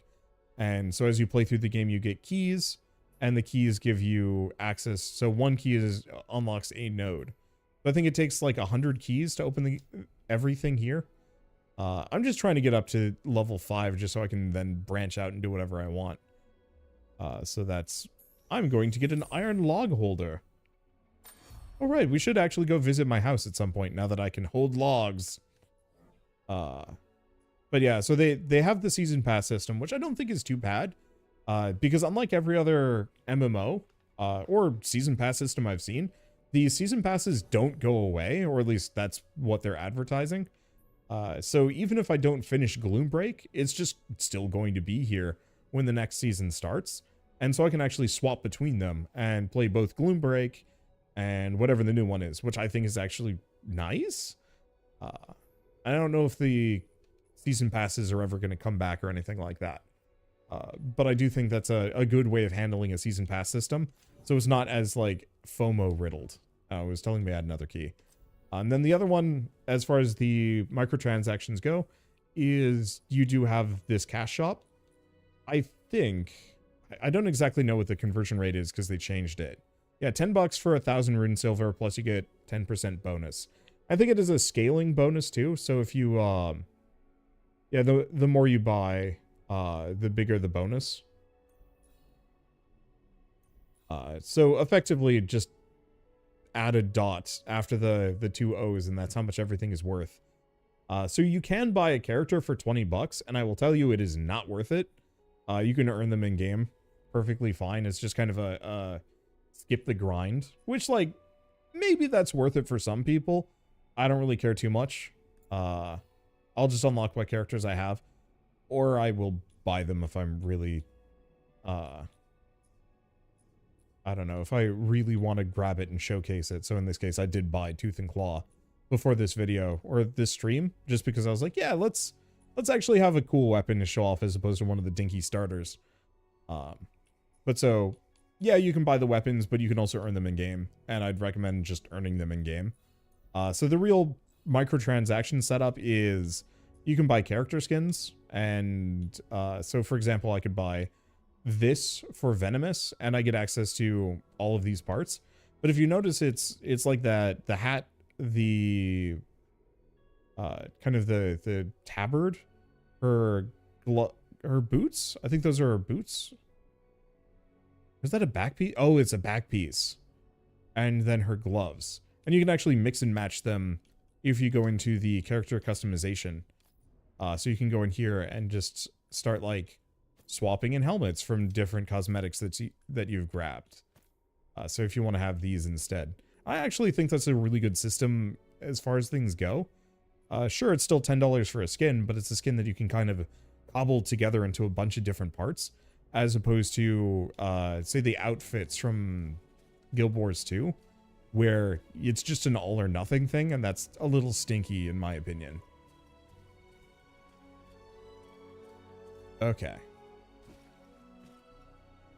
Oh, what was I gonna see? Oh, right, we're gonna go talk to Seeker of Vala, because story progress, even though I'm woefully underleveled for some of these things. Yeah, so it's not even a season thing, it's just a big reward pack you can buy and grind out.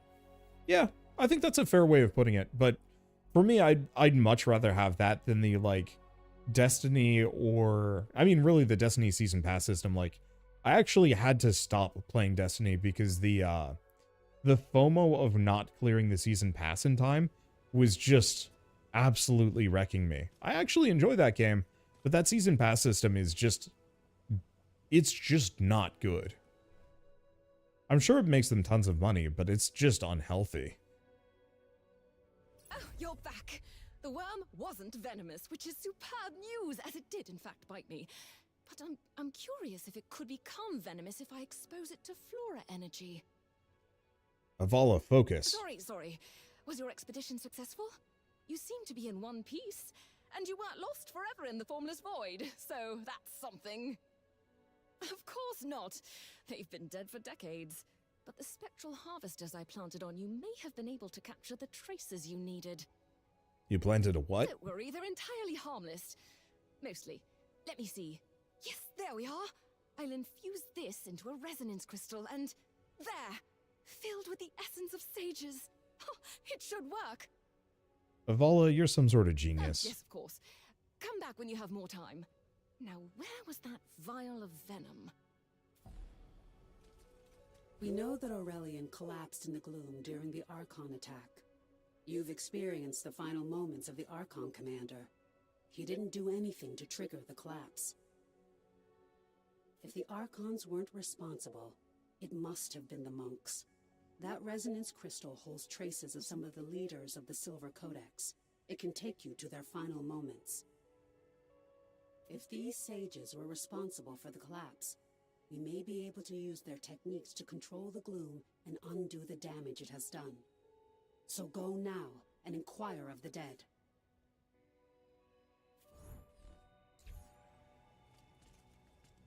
Okay.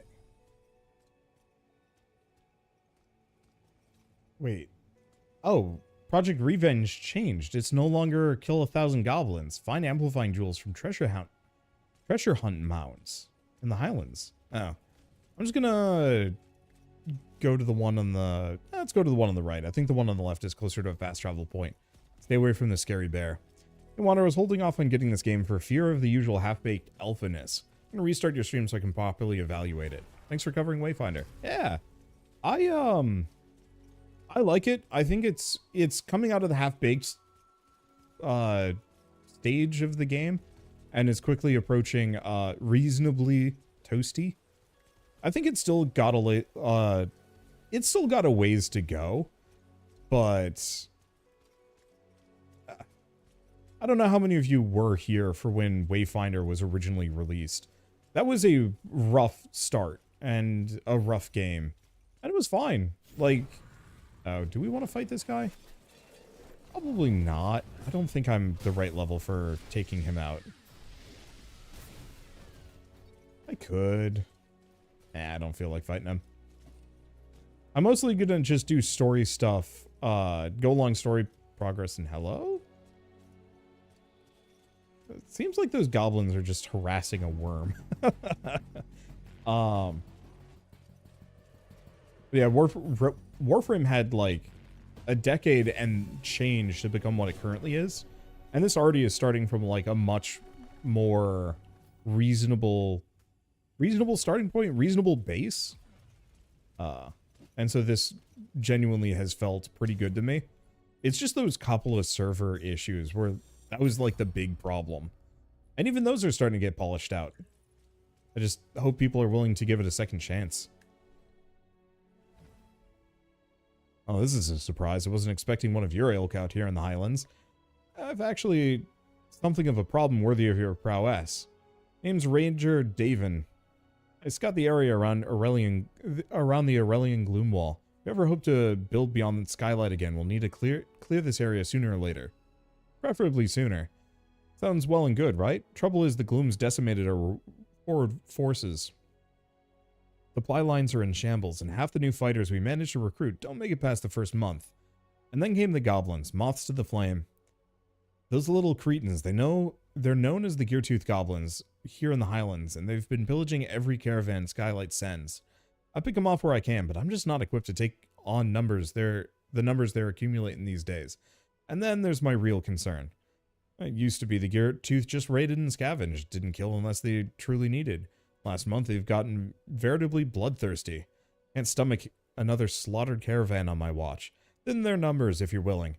I know everyone at the Crossroads Foundry would sleep easier knowing they've safe passage again. Oh, we just had a new quest for me. Okay, and I'm pretty sure I can't go in here.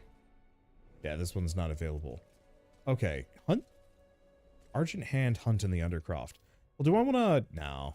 I'll stick with the shield for the time being. You don't mind the gate. Is it this one? Probably. Wait, in the Undercroft.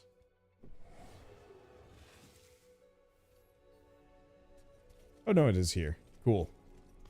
Is Fallout 76 in a better state, seeing as you're bringing it up? Ooh, recommended party 3. And I'm very weak for this one. And again, Tooth and Claw is not too much further behind Epitaph at this point. I could snag a little bit more power. What about these? Have I picked up any better? Yes, I have. 7. Okay, which is my least powerful? the Shrike is.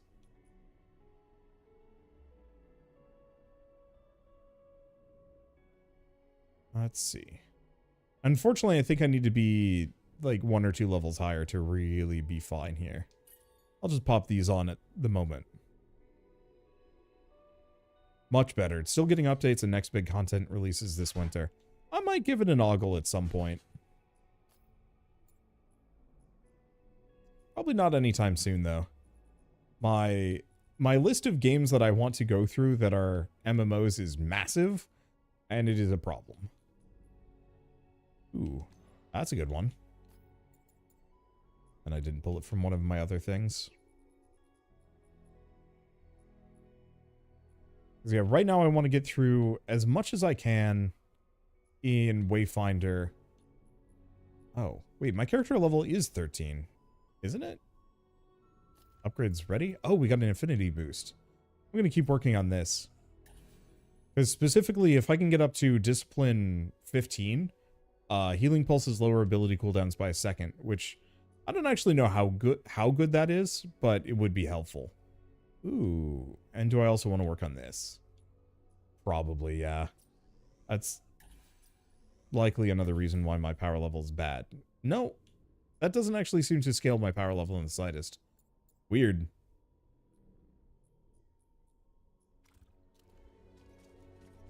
Okay.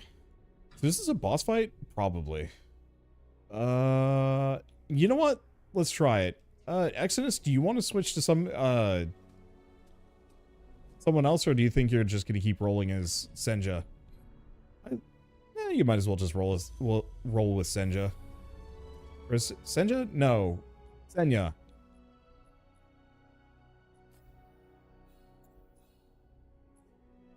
No, Senja. Or is it the J to the Y?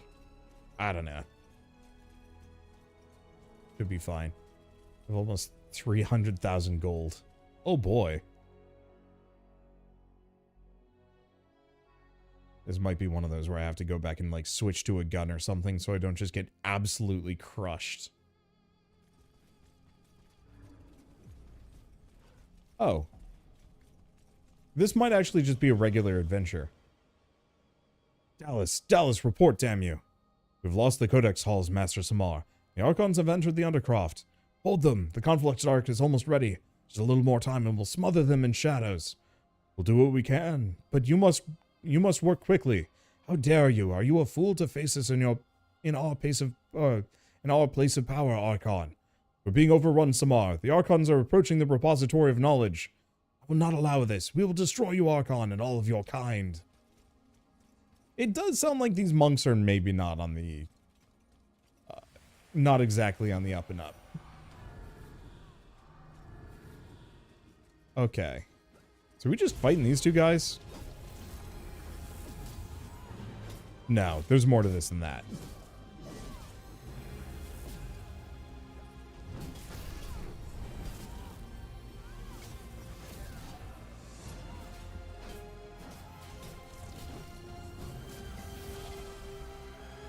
Or is it just kind of, no, there's definitely got to be more than just these guys.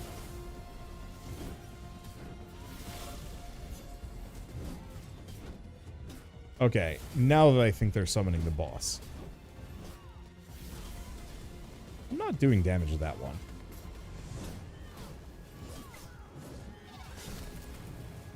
Okay, the hand rejoined.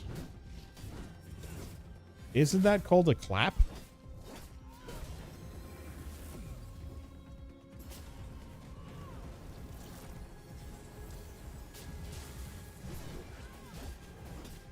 Holy smokes, that shield cooks.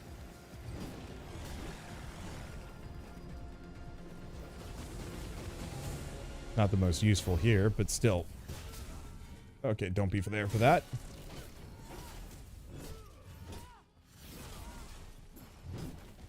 Yeah, I knew the shield would like stick to them and do a ton of damage. I just didn't know how much, and the answer is a lot. It does a lot of damage.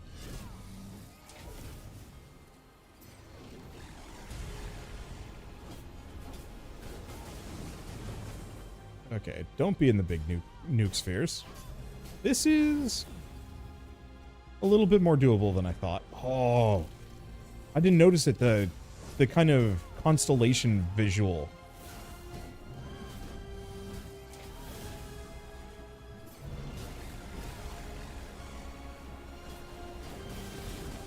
Oop, that hurt.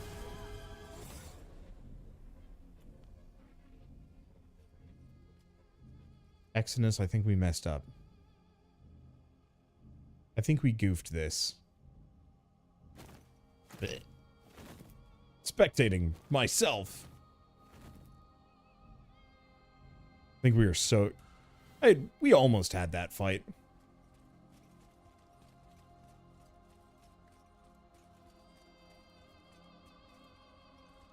I probably could have ulted, actually, now that I think about it. Yeah, look at these little constellation effects just going on below me. Oh, that's pretty. Okay, try again. Whoops. I'll just shield now. Unfortunately, it takes a while for the shield to charge.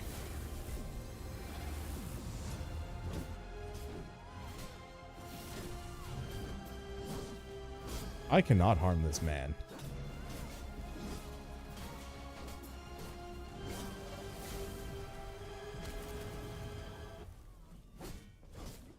Oh, interesting. The damage that we did to the,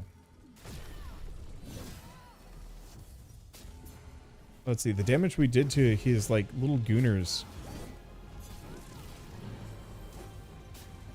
actually seems to have carried over to him. So I guess there is a reason to go out of your way to hit those.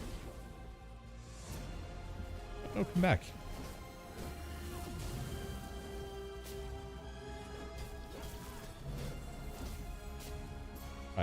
Oh, out of stamina. I'd do it.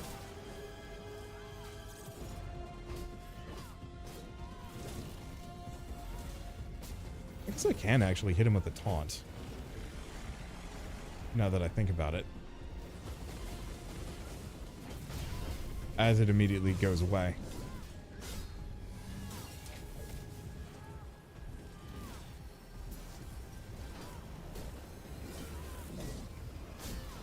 And yeah, you can't break these guys.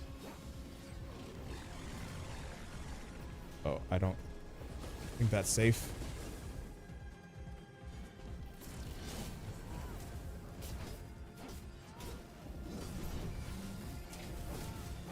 I was hoping to charge that shield one more time.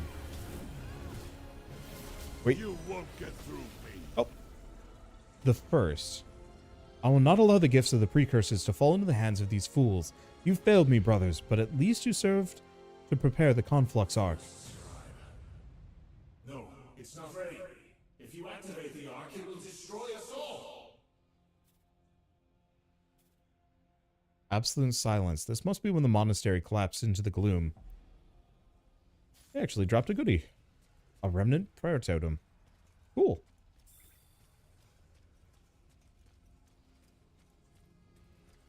Unfortunately, I'm going to have to go back and, like, redo a bunch of low-tier dungeons just to, start catching up. My power level is, maybe not high enough for some of this stuff. And we also have a bunch of, oh, yeah, stuff echoes. Can I? I'll have to check my, my capacity, because I feel like I'm kind of at cap.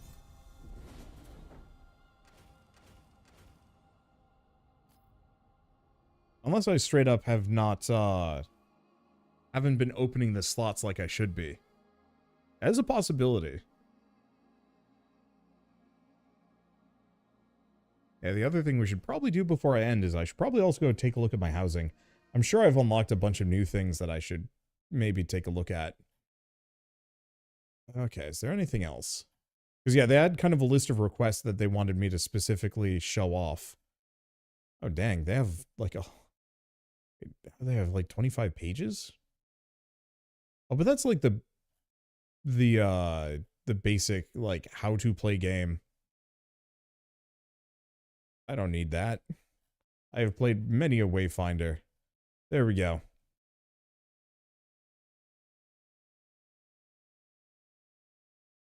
Okay, here we go.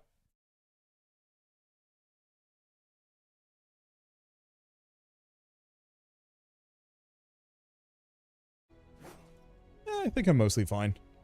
I guess we haven't fought the Broodmother. Like, amusingly enough, they actually suggested showing off the first 2 bosses, and then I maybe have gone farther than that. But on the flip side, I think the later fights are almost more interesting. Broodmother is really cool. The slime's confusing. Okay, so what do we do? Stuff. Let's take a look at my echoes. How do I unlock these? Probably based on level. We just don't have too many left. That ain't that one. Uh-oh. Uh-oh. Oh gosh, how do I get out of my Xbox game bar? Please go away. Can I press okay, I can just make it go away that way. Oh no. Yeah, we absolutely can stuff some echoes, can't we? Because yeah, we're only gaining like a smidge of power level from each of these. Well, do I just want to assume that almost all of these are probably... Oh, can we sort by rarity? Capacity cost, matching item, acquired. Nope. Rarity? Oh, I've sorted them backwards. You know what? Let's go do it. Let's at least shred a couple of these.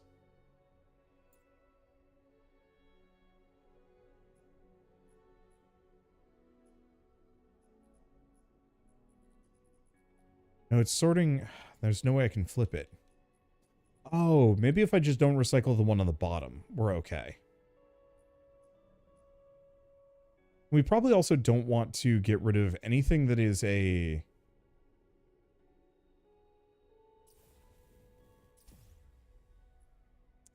We don't want to get rid of anything that has a star. Because stars are the higher tier ones.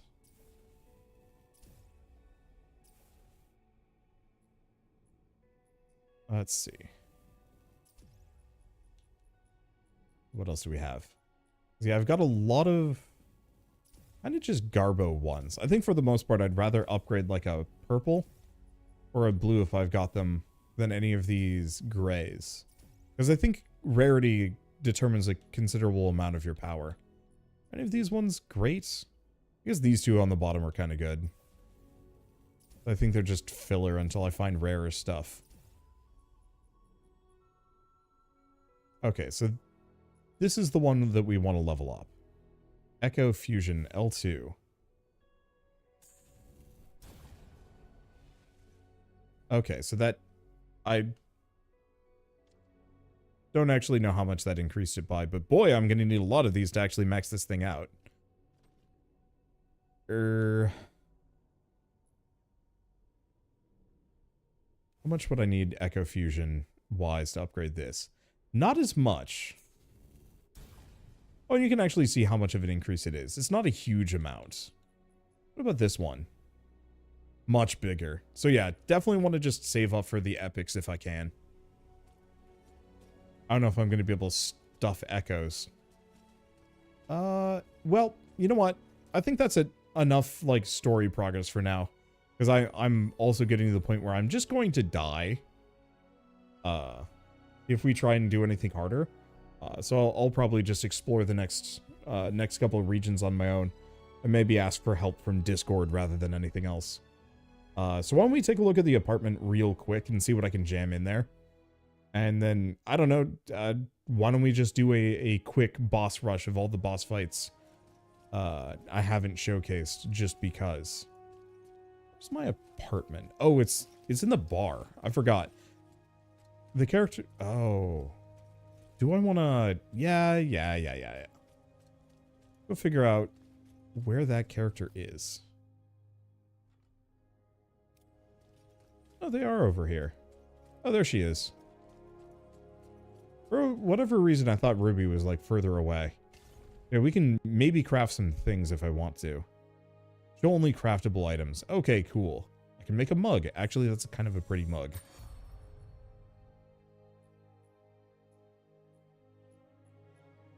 Let's see. Can I just make like a ton of mugs? I guess let's make a couple of lanterns. I think we need to find some more recipes. Or materials? Glimmering Shadow Warp Spectra. Oh, so I probably have to go into some shadow dungeons to get more of those. Okay. Well, at least I have a couple of things I can jam into my house at the very least.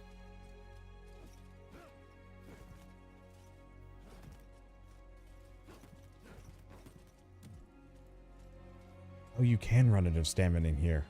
Why can you run out of stamina in town? You should be able to run infinitely like a weird goober. Hello, you have a quest for me. Kestrel and the Rook. I do like the fact that there are a bunch of side quests, rather than just like a full linear story. Ah, no voice acting. I was wondering when you decide to show your face. You know, I put up with a lot around here, but I draw the line at folks running out on their tap. What? You think I'd just forget? The bitter end's not a charity case for every Wayfinder that blew their gold on a shiny new weapon. I'm running a business here, love. You have me confused for someone else. It's sure not what the invoice says. Ren pushes a sheet of parchment across the counter. Upon inspection, some writing at the bottom lists clear directions to meet her in her haven in lower skylight. I understand. Will do. Good. Be seeing you.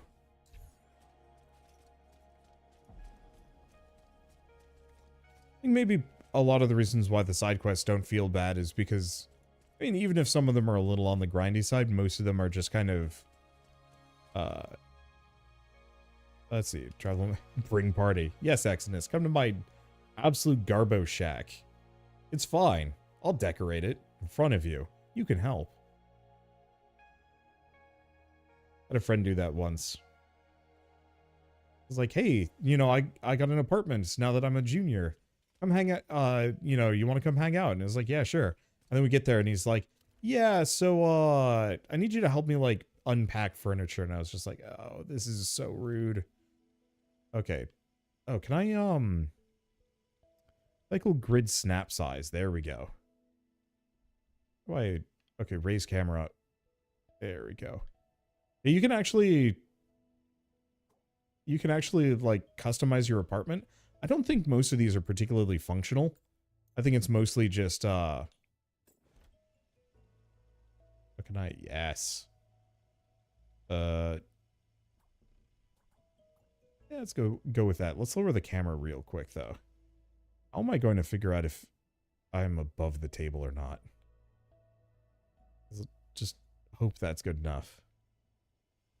Oof. Who's on this line? Maybe there?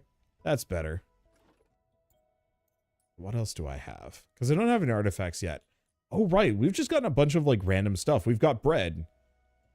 Oh, blessed be. That's actually, that's some really nice looking bread. Whoever sits in the nice chair gets the nice bread. Yeah, Founders Pack goblet. Oh. Founders Pack statue. And whoever sits in the Garbo chair, they get the bird. You don't get to even watch me eat. Behold my bird. There we go. It's really much of anything else. Ooh. Founders Pack wall crest. Yes. To place above my beautiful bed.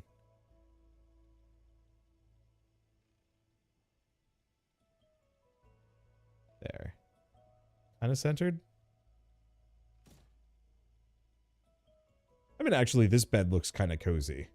Not nearly as fancy as that thing, but fancy enough. Old wooden shield, nah. Trophies, pets. I have a pet? Where'd I get this sucker from? Oh, I can't put him... Wait. I don't even know if I can put this guy any... well... Yeah, set him down. He'll probably just wander around, but I'm going to put him in timeout. There. Okay, does it actually do anything? It just hangs out. I mean, it's very pretty. I was kind of hoping it would wander around. No, it do not. Okay, edit mode, grab. All right. I guess I'm just gonna have my dog hang out here. Guess it is a cat. Yeah, it's a cat. You're right. His name's Dog, though. So does housemaking provide any bonuses? Sort of. Most of this stuff is purely cosmetic. However, there is a tier of stuff that is important. Unfortunately, I just don't have anything. There are artifacts and trophies that give you bonuses. And I actually don't know where to get those things. So there is a reason to put stuff in your apartment. But you have to actually like unlock it first. I was kind of hoping killing the Broodmother or some of the early bosses would give you some like really basic things, just for the hell of it, just so you have a reason to say like, hey, that's actually helpful. They're very rare drops from certain bosses. Oh, well, there's our answer.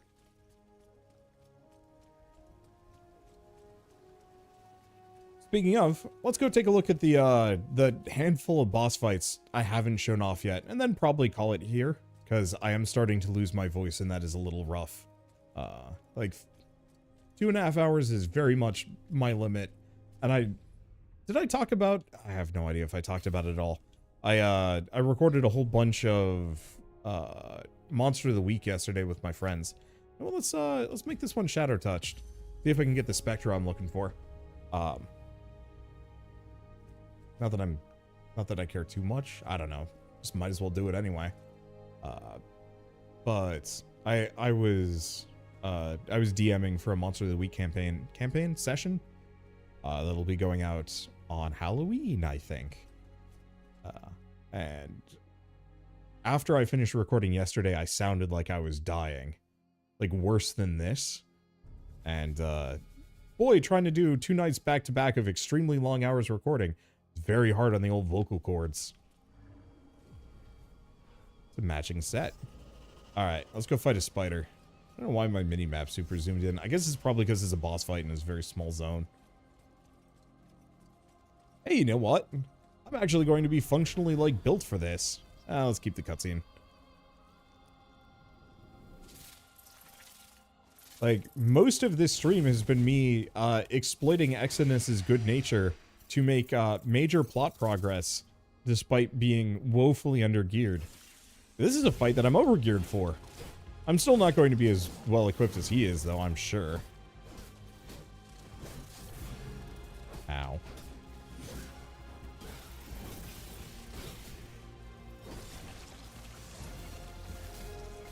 I suppose I deserve that. Alright, I should be doing the heavy attacks here, because that gets me the shield charges. There we go. Let's see.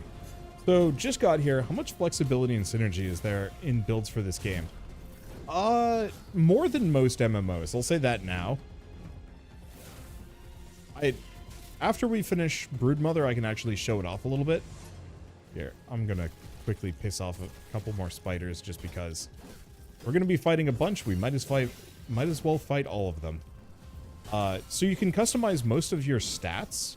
You also can, like, weapons and characters are, weapons and then the characters you're playing as, are completely interchangeable.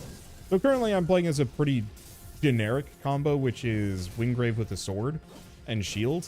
But you could also do Wingrave with a gun if you want to. Wingrave with double daggers. Wingrave with whatever the heck you want.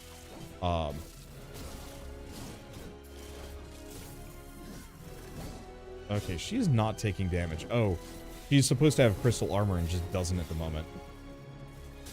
I think. There it goes.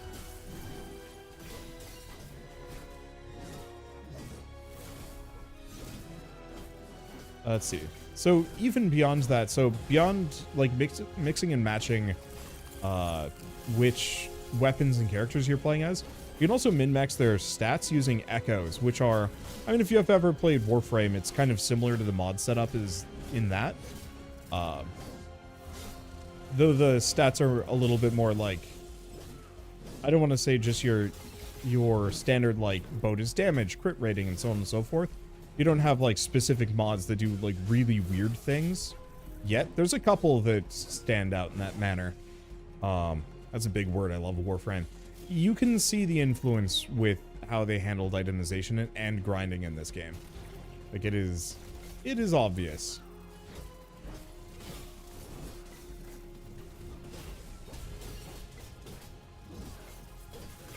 Let's see. It's obvious and, like, thoughtfully handled because it's not just the same. And I do hope that they make the ecosystem even deeper at some point. Like, give them more unique effects. But maybe I also just need to unlock more as I go. Like, if I was a higher level, it would be a little easier. These crystals are annoying. Okay, there we go.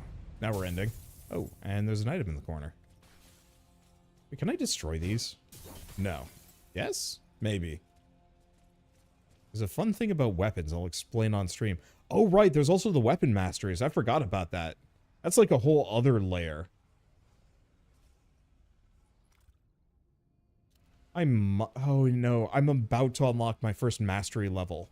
And then there's also a hidden thing. Oh. Yeah, let's get back into town and I guess Exodus will explain.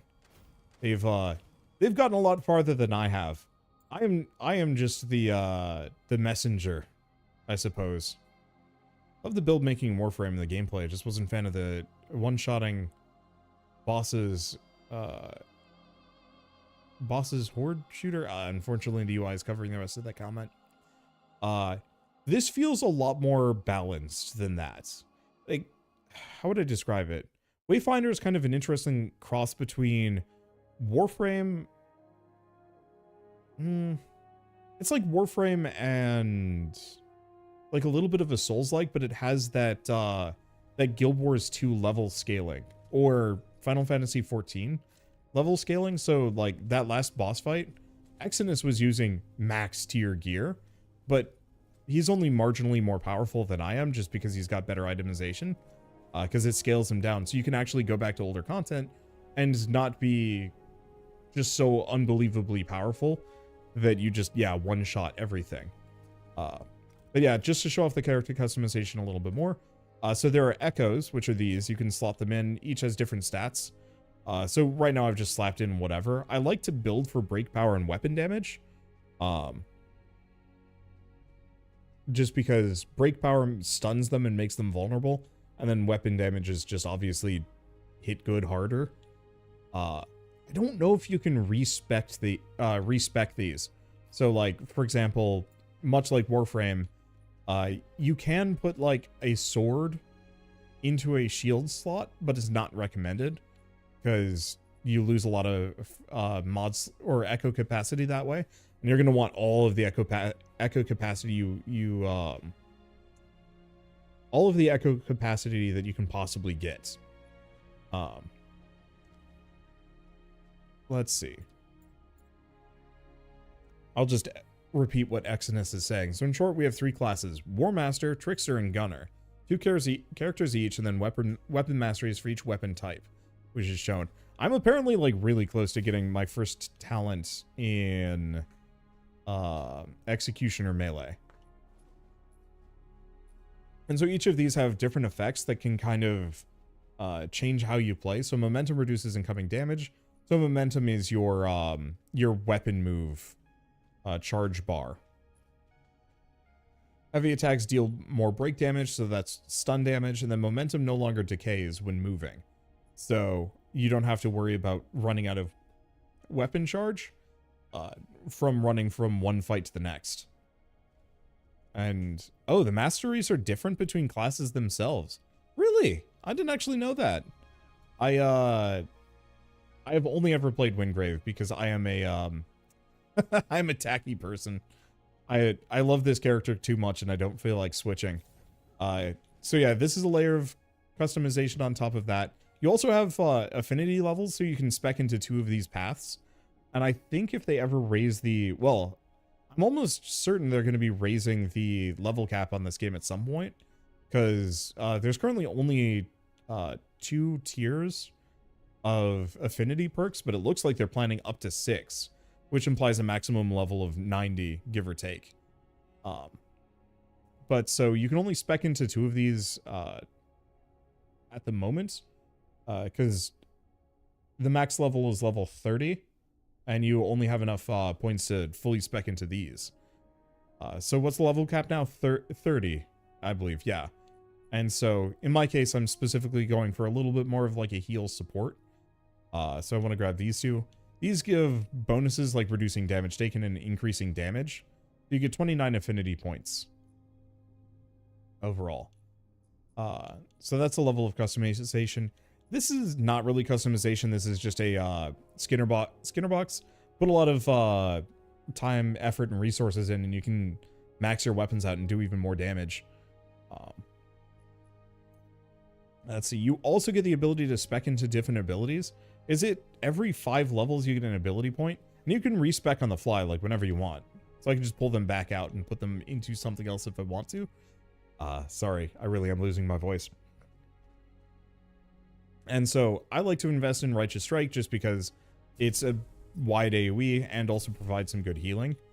But you could also invest in like Radiant Pulse or Judgment or whatever. And I don't think you can respec in a dungeon, but you can respec freely at any other point if you want to. And I did say there are a couple of echoes that do interesting things. The Trident ones, Rush type, usually have a weird move. So losing half your guard break meter gives you a damage shield equal to 25% of your max health and 50% reduction in incoming damage. Expires when a guard broken or damage shield is spent in 2-minute cooldown. So that's where you get an extra. That's where you get the extra effects that are more interesting than just like bonus stats. And usually they're dropped by bosses. The game is kind of grindy, so I guess buckle up if you really want to like play through the whole thing and unlock every single weapon and every single character. Like, that will take you a while. And currently I don't know if it quite has the content to justify that kind of effort. Game looks okay. I wish I was able to try the demo before. Well, I mean, bonuses, it is going to be free to play in a couple of months. I don't actually know when it's going to be hitting that point. One thing, Digital Extremes, if you somehow watch this and get to the end of this, please make it so I can make like 10 of these at once. It'd be so nice. I'm sure that's going to be added later, maybe. But yeah, so the game's going to be free to play sometime next year. So even if you miss the beta periods, and you don't feel like buying in with one of the founder packs, it won't be too long before you actually can just load in and play it for free. And as we were kind of discussing earlier, the monetization is almost completely cosmetic or skip the grind, which feels very fair to me, as opposed to a lot of other MMOs that are in your face with all sorts of extra currencies. And like, I haven't even looked at what Diablo 4 and Diablo Immortal have, because like even just the thought of what they've put into those makes me feel itchy. Yeah, current state of the game I would call support the project. Yeah, and I mean the game itself is still perfectly fine and playable, it just doesn't have everything in it.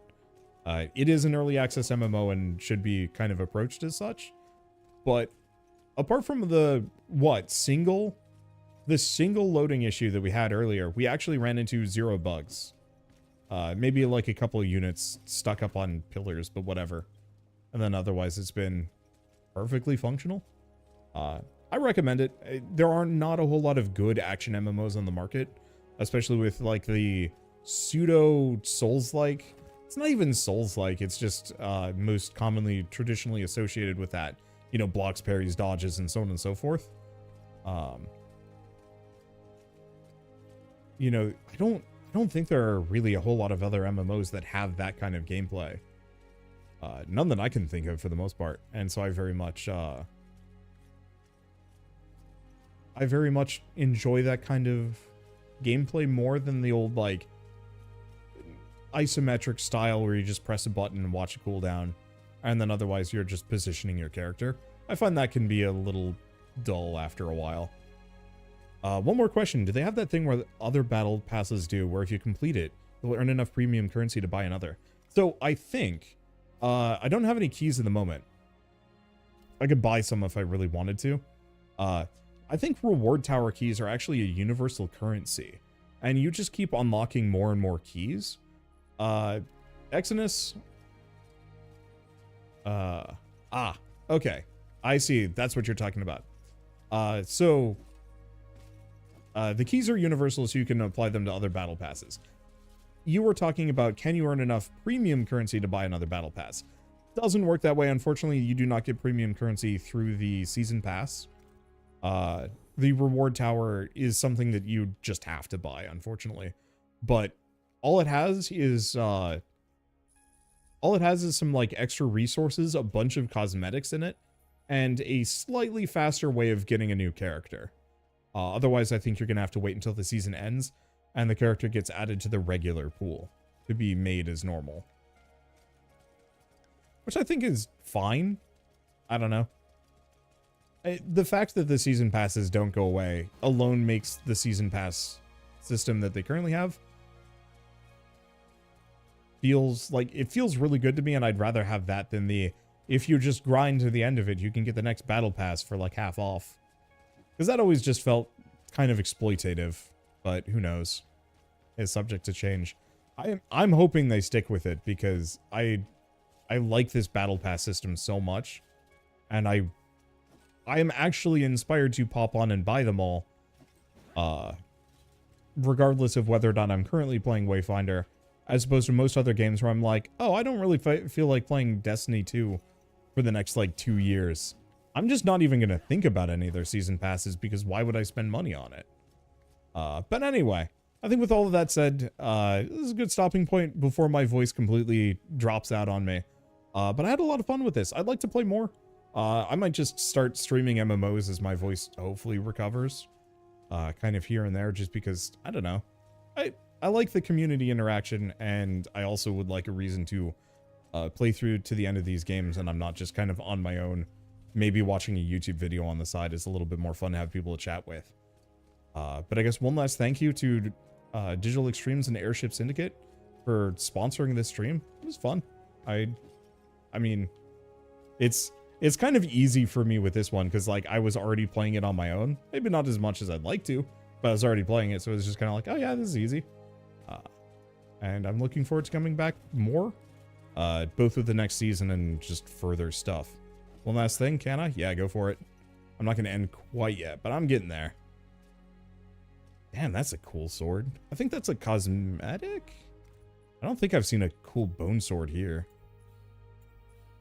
Is there a bone sword? No, there's not. There's got to be something else. I guess I should probably go look at the weapon crafting before I go, just to see if I'm at all remotely close to qualified for any of them. I don't think I am. I think I'm a ways off.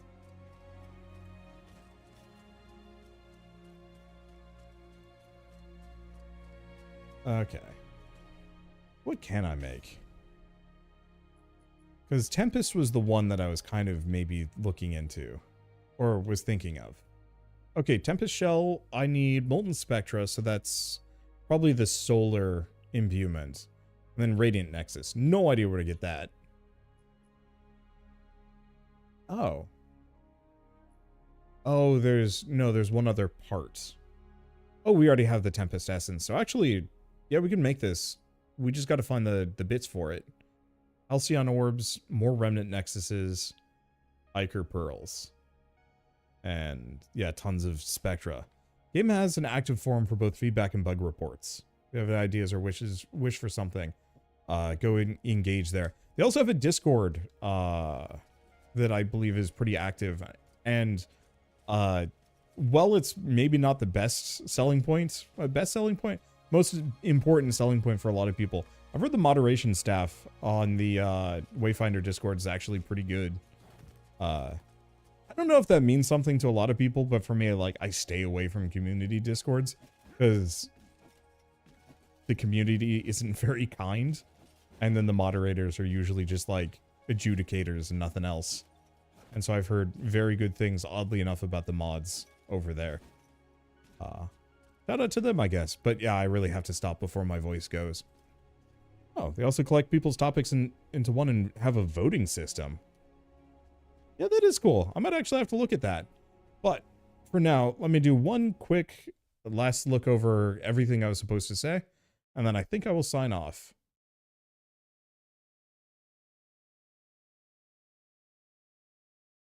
let's see.